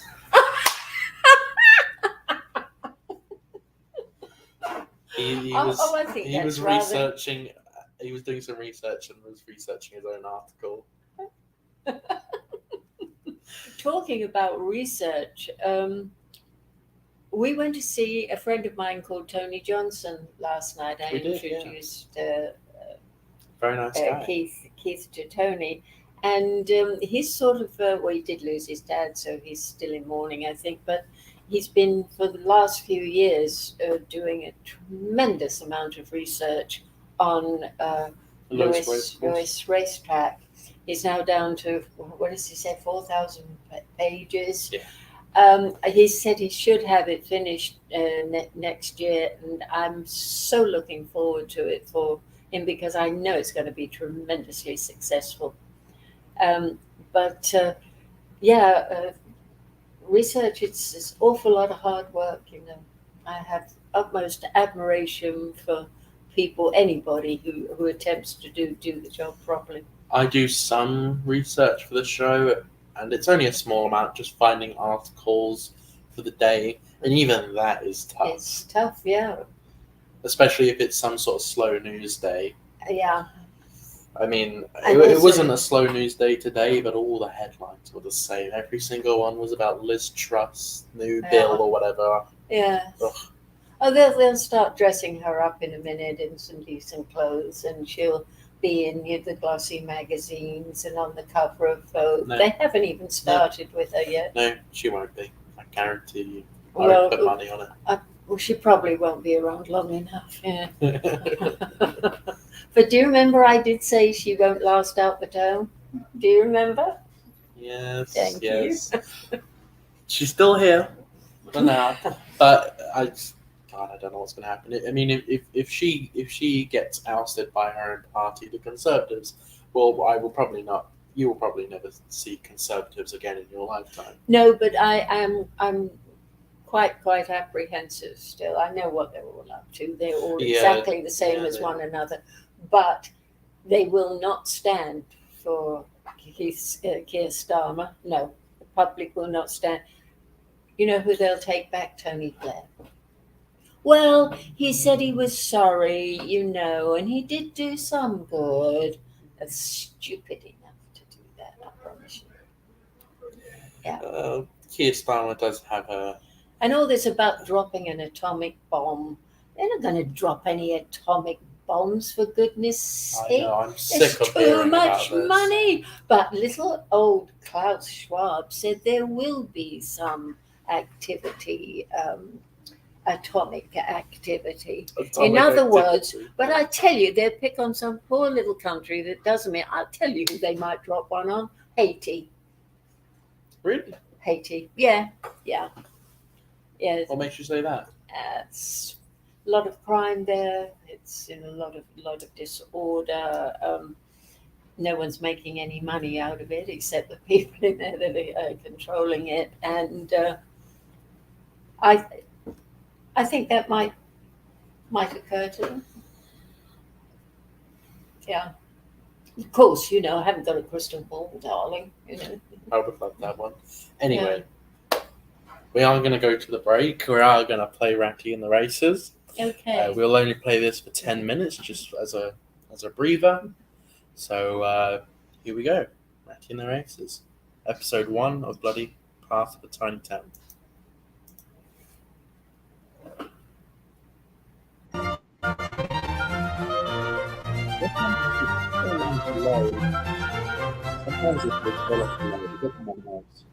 He sat on the bank while the river still chattered onto him, a babbling procession of the best stories in the world. That was the excitement that Mole experienced in the story Wind in the Willows. And indeed, rivers large and small everywhere all have many stories to tell. The River Ouse that flows through Lewes is no different. In fact, for much of the town's history, it has played an important part. Today, the river carries nothing but pleasure craft. But for a long time, it was a busy, bustling port. About a mile upstream from here is the village of Hamsey. It sits on a triangle of land which splits the river as it curves down towards the town. Hamsey is barely a village today. A few houses with the 13th century church standing in splendid isolation. But Hamsey was a Saxon port in the pre-Norman era. Historians estimate that over 1,000 people lived here, populating a port that saw ships sail up the Ouse to trade goods. There is no doubt that the Normans had a bit to do with its demise. The area was handed over to a Norman lord. But the community was attacked by an enemy it couldn't stop.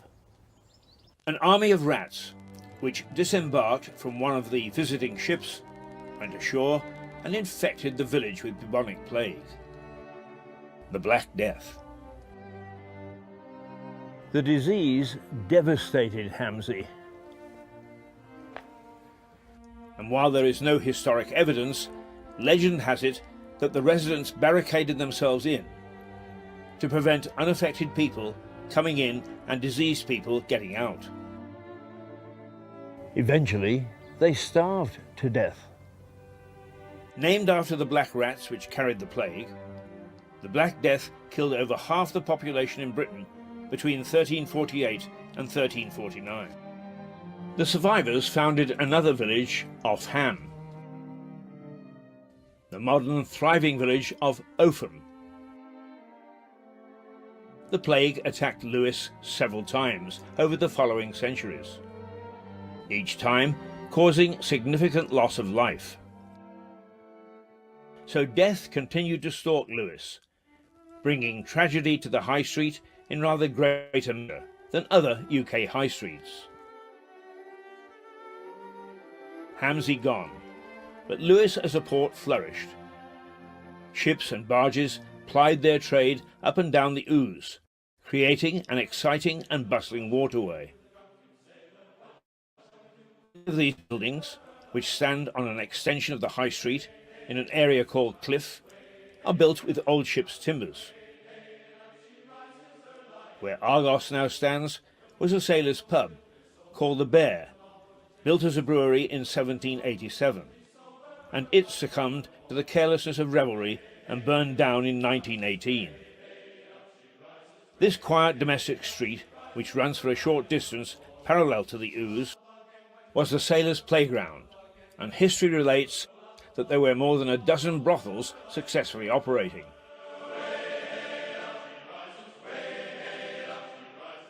Today, this street is known as Little Chelsea. Even the name makes it seem a nice place to live.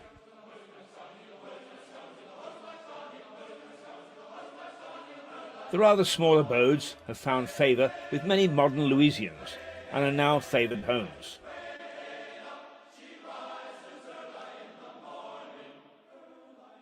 And why not? They look good in a twee kind of way. And if you're not living in a former brothel, there are other historical backgrounds to raise the interest.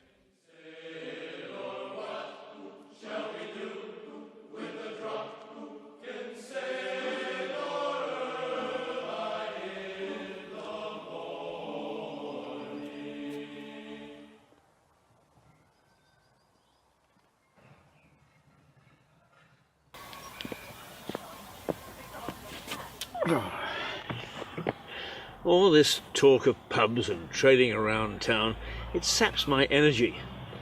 So I sometimes come to this little oasis.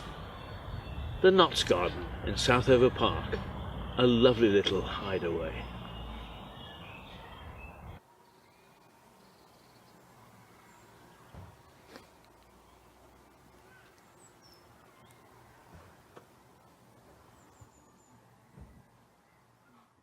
Back to the High Street, or at least its extension into the cliff area of Lewes. So I've been wandering around here because Lewes is full of antique stores and models.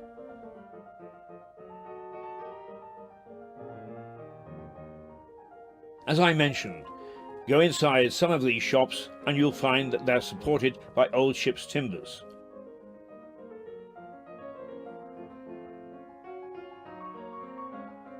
Another reminder of the days when Lewes was a port.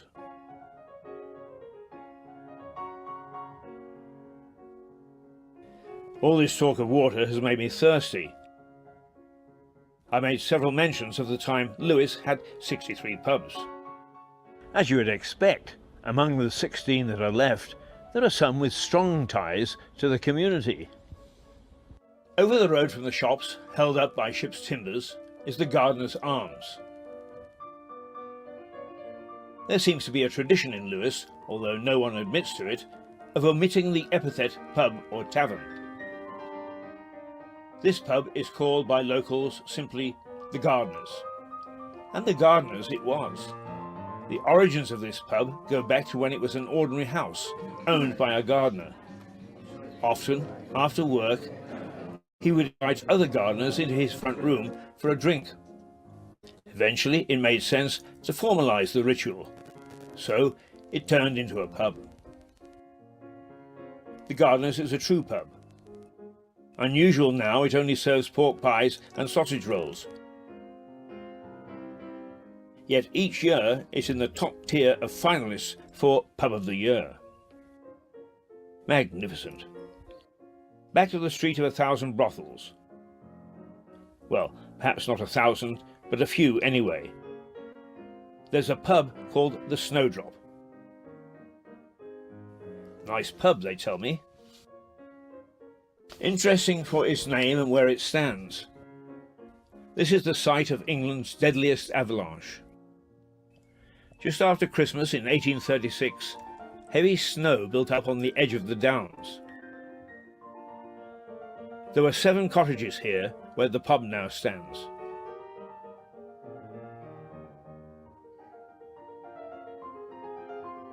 Despite warnings, the people living there went about their business, totally unconcerned about the snow. Then whoosh, down it came, demolishing 7 cottages and taking the lives of 8 people.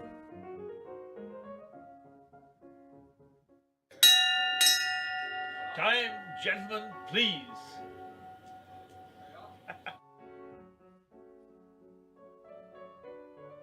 Not heard now, but the admonishment of past landlords that it was time to quit drinking should have been heeded by the cottagers. A disaster both for the country and the town. A brief mention of one last hostelry, the John Harvey Tavern. Named after the founder of a local brewery, the one of 16 to survive to the modern day, Harvey's has been around since at least 1790.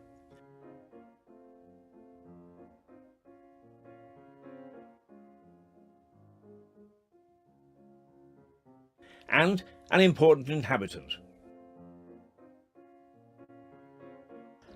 Along with Mole and Ratty on the banks of the River Ouse. More on that later. For the moment.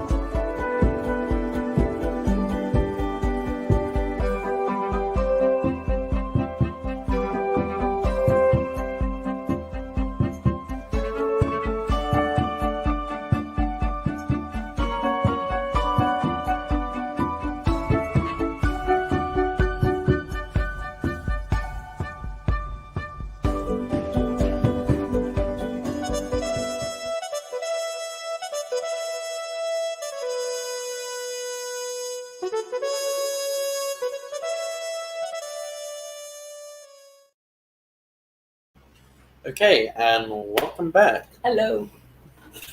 So we have two more stories to talk about before we finish off today. We have one here from the very well-established and trusted BBC. But they're never wrong, are They're they? never wrong. No. But they do have an interesting story here today. They have scientists have discovered that they can grow brain cells a while ago, and now they have actually done it. They have grown brain cells, and these brain cells can now play the video game Pong. Do you know the video game Pong? No. Do you know with the two sliding bars, and you would have to hit the ball? No, across I don't there? know. I'm So- sure so it's that- quite intellectual. Yeah. No, it's not. It's the easiest game I've ever played. Well, monkeys can do that too. Monkeys can't they? can play, yeah. It's an easy game. I'm surprised you don't know the game Pong. That was No. like the first ever video game ever invented. Oh, In like well, I don't watch that sort of thing. it's like in the 80s, I guess, early Yeah. 80s. So it was a while ago, I guess. No, I know how to play tiddlywinks though. I don't know what that is. No, I don't know. I've not. Yeah. I've heard of it, but I don't know what that game is. Okay, so they're messing around growing brain cells now, are they? I see. Yes, so they're going. Now, what are they going to use them for?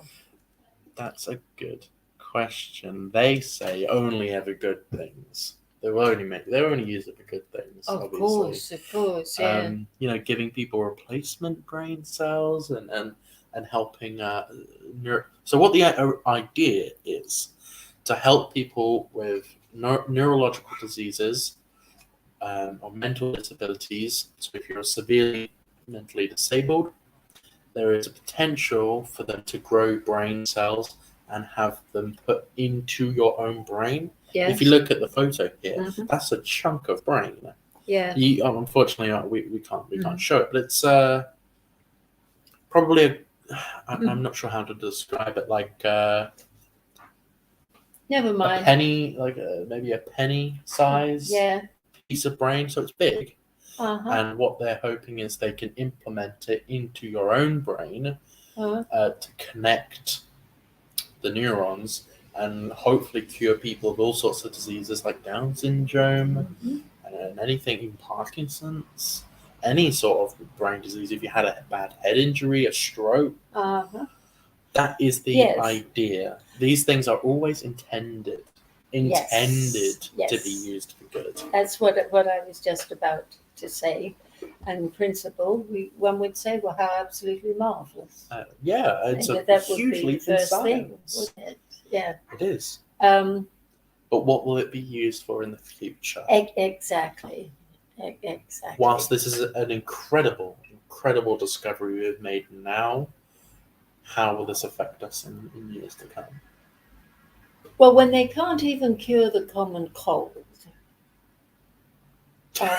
I am a little suspect. That's a very good way of putting it. If they Really? can't even cure the common cold, how are they now able to cure Down syndrome? Wow. Yeah, no, I suppose that is a...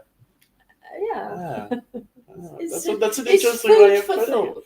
That's a very interesting way of phrasing it. I've never thought about it like that. I would be very interested to know what they're getting up to in these underground cities that no one seems to be aware of. It's done in layers, and at the very bottom, maybe you wouldn't underground want to cities? even go there.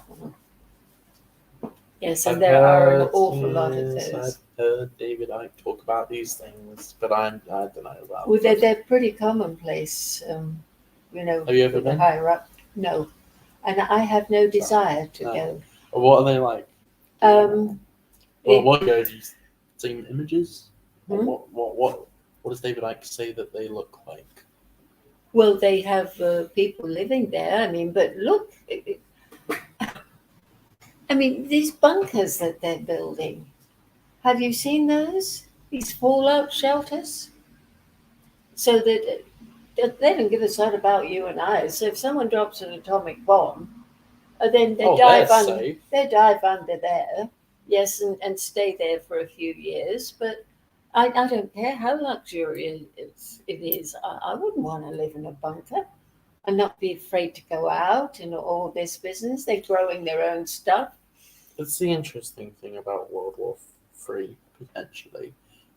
You said atomic bombs and nuclear bombs have only been around, just about to be around for 100 years almost. I mean, 100 years' time, a lot has changed. And how much further has technology come since 1945 when we dropped America dropped the 2 nuclear bombs on Japan? Things have certainly changed.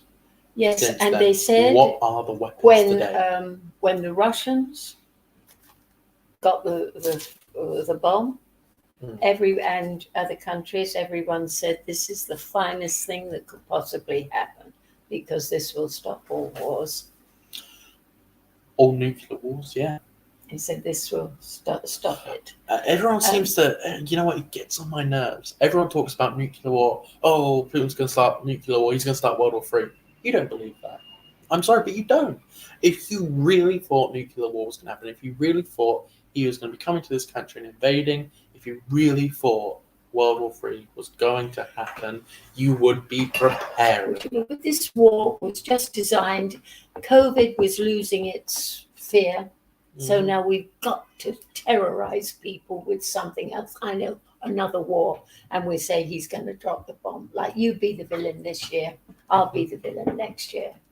You know, it was Saddam Hussein before him. It was some other jerk.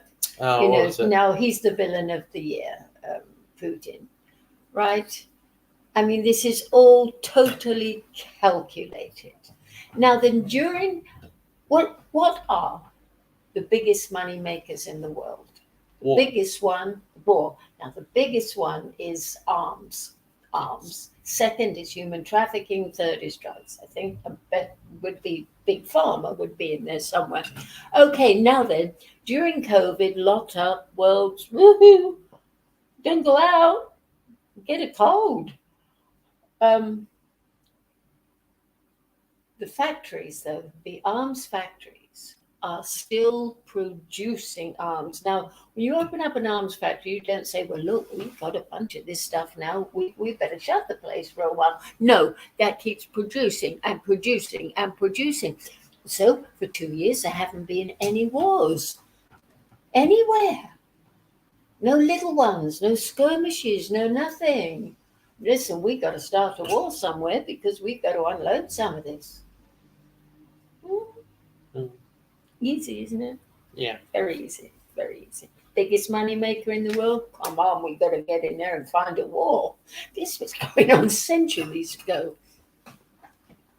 Oh. Yeah, that's what it's all about. Oh dear, oh dear, oh dear. Well. But this weather manipulation that they're bringing in now, and that was a big tried conspiracy. To bring it in. What a conspiracy that is. A big conspiracy theory that was 10 years ago. And now it's common knowledge. Oh, yeah, Dubai, they manipulate the weather to force it to rain so that people can live there. Yeah. But 10 years ago, weather manipulation? Are you insane? They've been doing it since the 50s. They've been doing it. Since the 50s, yeah. I don't know. They've been doing it that long. Lyndon Johnson stood up and said, we can now manipulate the weather. We can manipulate the weather. And we control the world. And that was Lyndon Johnson. My aunt lives in Dubai and she was telling me about it. And it's common knowledge. The Dubai government, they put, I don't know what it is, it's some sort of spray in the sky which forms clouds and then forces it to rain. So the Dubai is actually inhabitable. Oh, so sure. And all that money there, they thought to do it too, aren't they? But you know, an interesting segue. They can manipulate these hurricanes. They can cause earthquakes. They can do anything. I don't know about that. No, I'm not sure about that. They can make hurricanes. Oh yeah. Well, no, they can. I know the earthquakes as well. That's not difficult. I mean, once they I start think it's probably difficult. once they start fracking, Oh, you're yeah, going to hear the tremors, Yes, they and can, thank like, you very that's much. a yes, that is a different. That's not weather Yeah. manipulation. That's taking the oil, the natural oils from the ground, and then they take it all out, and then it collapses on itself. Nice. Well, it's a nice segue from the nuclear war. I saw in the New York Times they had a opinion piece in the New York Times saying a small nuclear war could reverse climate change. That was in an opinion piece in the New York Times. I think. Listen, maybe that was what good old Klaus Schwab said too. Yeah. Yeah, I think he said that as well. I have to find that article because Yeah. I remember reading it not that long Yeah. ago and being So a nuclear war is going to solve our climate problems. no. So I read the article.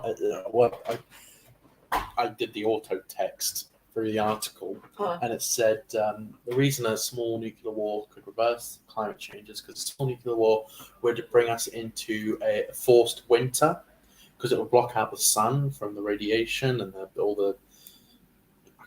I don't know how to describe it, but you know what I mean. Mm-hmm. It would block out the sun from the nuclear war. Well, that's it what would Gates cause. is trying to block out the sun. It would cause a 3-year winter, and it would reverse the effects of climate change. But you know, these very hot climates, the people live with air conditioning, which cools the place down. Yeah. Oh no, it costs too much money. We can't have that over here. Why not? I mean, they get the electricity from the sun, from the stars. There's no shortage of electricity, so why can't we have it for nothing? Getting electricity. Why can't we have it for nothing? Well, I wouldn't say for nothing, but we're certainly being overcharged. At least someone somewhere has to. But make money when from it. Tesla found this, he said, "This is for the people." And then Edison took it and said, "I'll have it and I'll sell it to the people." Shall we take another breather and finish off the We could do. we could do? Do you want to? Yes. Yes. Okay. Hello. Thank you for Well, putting up with us. It's only a short break. When we, I mean, me and Keith struggle sometimes. When you're talking for 2.5 hours, It's a long story. it's a long time. Even an hour and a half between me and you is long, especially with the caliber of things we are talking about. Yes. It does get tough. So we do need the occasional. Little break. Yeah. So here we go. The Bloody Past of the Tiny Town, Episode 1. Moment, back to the bar. How I wish I'd lived in Lewis when it had 63 pubs. Bliss.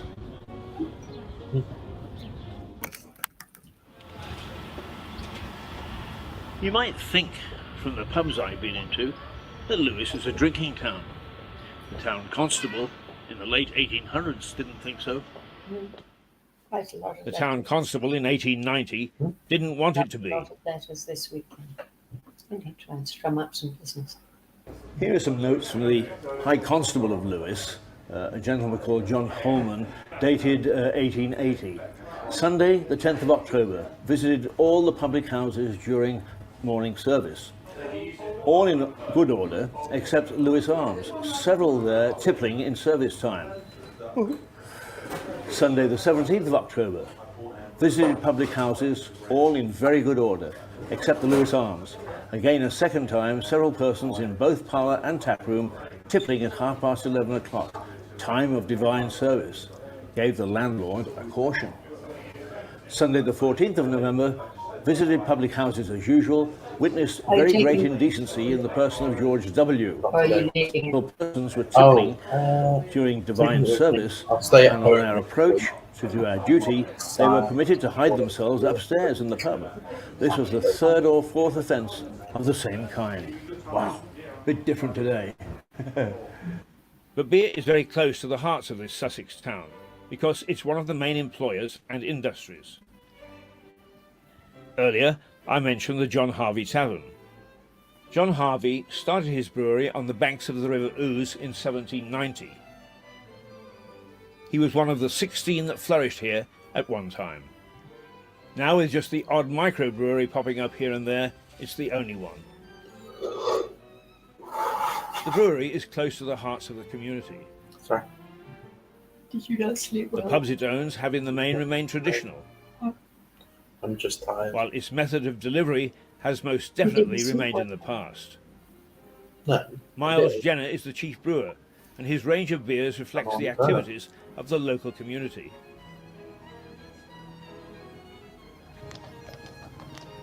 The dray that trots around town is a symbol of the tradition of the brewery, but also of the town. Is 3 o'clock. The beer maker turns out beers named after local events: Firecracker, 15. Tom Paine, Bonfire Boy, and Lewis Castle.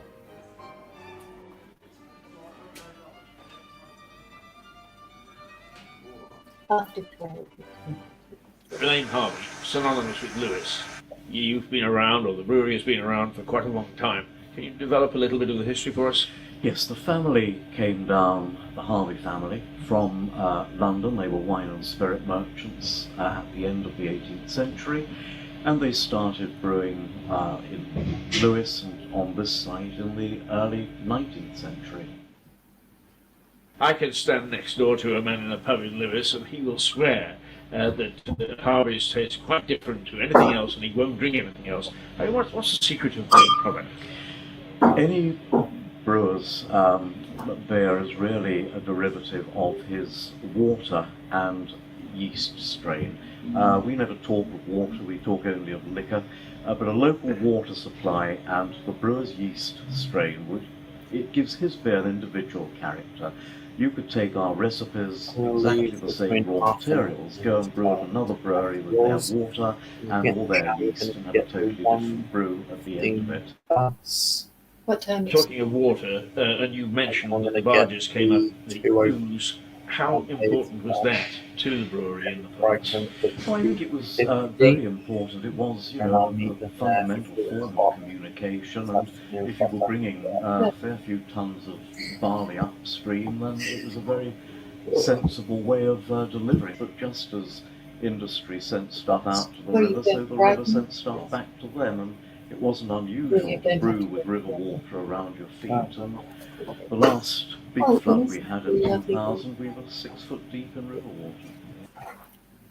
We got our product together very well. We had a good reputation.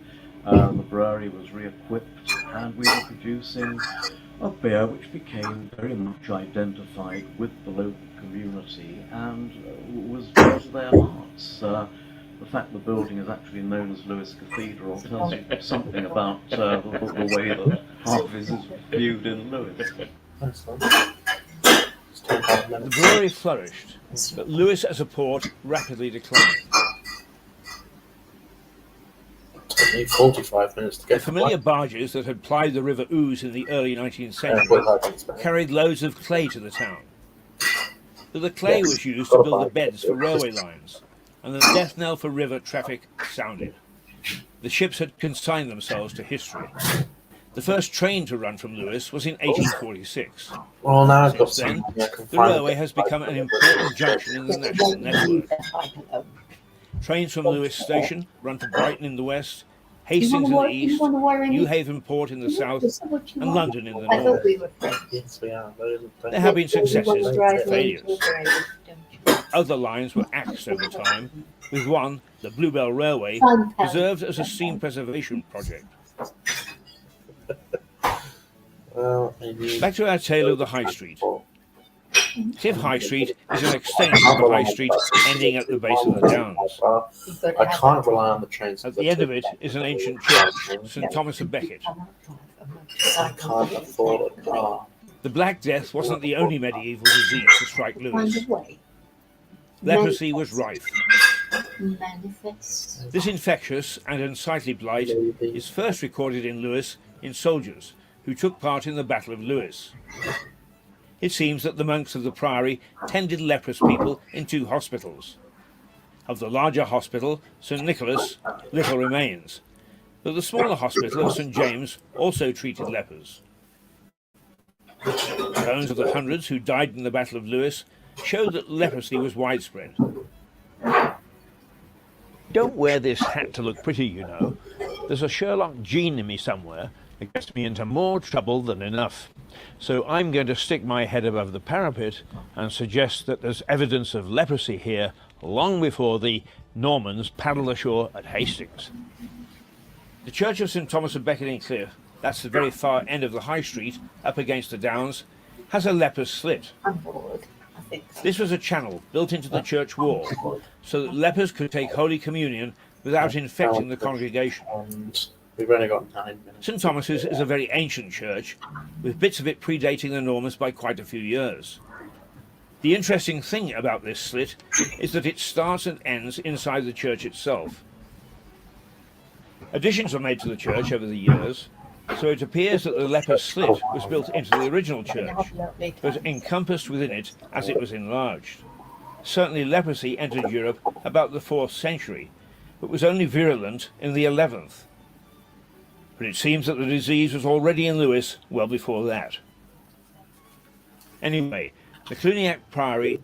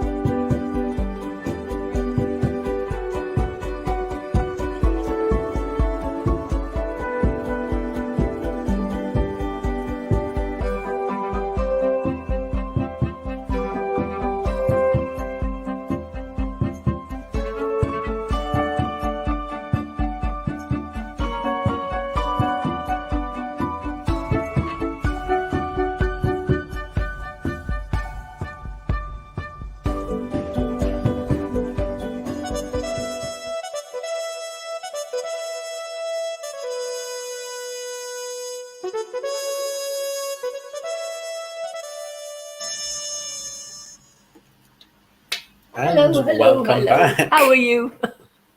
Welcome back. I think we've had a very good show today. Oh, it's been lovely. My God, the time's gone so quickly. It's been an hour and a half you've been sitting here. Wow. Yeah. No, we've covered some very good topics. Yeah. Did you know now that I don't know if I even mentioned it, that we now have like a police army here and in America and the major cities? So no, Chinese police. No, you didn't mention it. But Yeah. that's a very long subject. If we want to leave that for next week and really go into that. Yes, and properly. I'll get more if you informed. want on to it. briefly just like Yes, what well is they it? say, well, what are you doing here in our country? Well, we're checking up on Chinese citizens that are here that have possibly broken the law that we want to take back to China to face trial or blah, blah. Yes, but the thing is, we have something here called Interpol. Interpol can check on people that have broken the law. We don't need a Chinese army to come in here and check up on their own people. No, we don't. But it's in America, it's here, it's in Germany, it's all the major cities. They're getting a stronger and stronger footing. And I don't like it. It's all to do with this new world order, which petrifies me. Absolutely petrifies me. People do not understand how bad it's going to be if we allow this to happen. And the people are allowing it to happen. Banks closing to make us, where am I going to get my money? Oh, well, there's no more money anymore. It's all digital. And Your there's a bank just closed, microchip. didn't it? It's closed, yeah. NatWest. Yes, closed In like Lewes. a couple of weeks, I think. Santander Got the letter. closed. Got the letter yesterday. So my local Santander branch closed. The nearest one to me is now Brighton. Absolutely. And It's you a- live in a small village almost, don't Yeah, you? well, I travel through. If it weren't for the fact that I was traveling through Brighton all the time for work, Wow. I would be screwed. I would probably Absolutely. have to change my bank. But then, what's the point of changing But my? then to what It's bank? massive. It's a massive hassle. I Mm. changed my bank to Barclays, which is still in my local nearby town. Yeah. But what's to say that won't just close down? In a Oh, couple I'm months? very, very sure it will. Very sure. So there's no point of going through the hassle of changing it. Oh. And then well, you have to use your post office. Well, what happens when the post office closes? Because they're going to close those. And there's snail mail, they call it, is going to be elite. Not good, not good. So, well, we'll tell you what you do. You don't need any money. It's all digital. Just have the shot in your wrist, little microchip in there, and do. You can do anything you want. It opens doors for you. Ideal if you're a lazy sod. I mean, all this can be very, very useful. And this is how they're getting into our brain. Now, you talk about that brain before we shut down. Yeah. They're doing the cells. They can do that. What else can they do?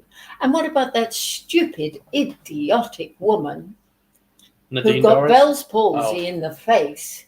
I mean, she's like this, I tell you. I don't like doing this, but I have to because I'm going to get another injection.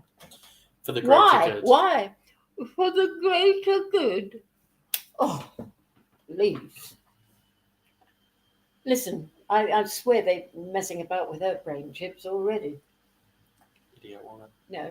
Idiot woman. Can't believe she said that. It's just ridiculous. Yes. Wow. Yeah, no queuing up in Ringmouth, so my nephew tells me. Queuing up in Brighton as well. Yeah. Well, I mean, look, Stuart went out and had another injection, didn't he? No.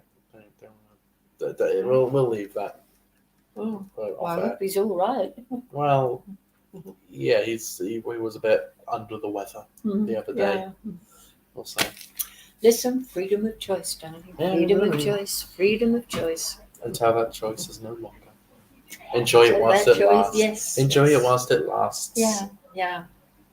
All And then right. they break the door down and swag me out and forcibly inject me.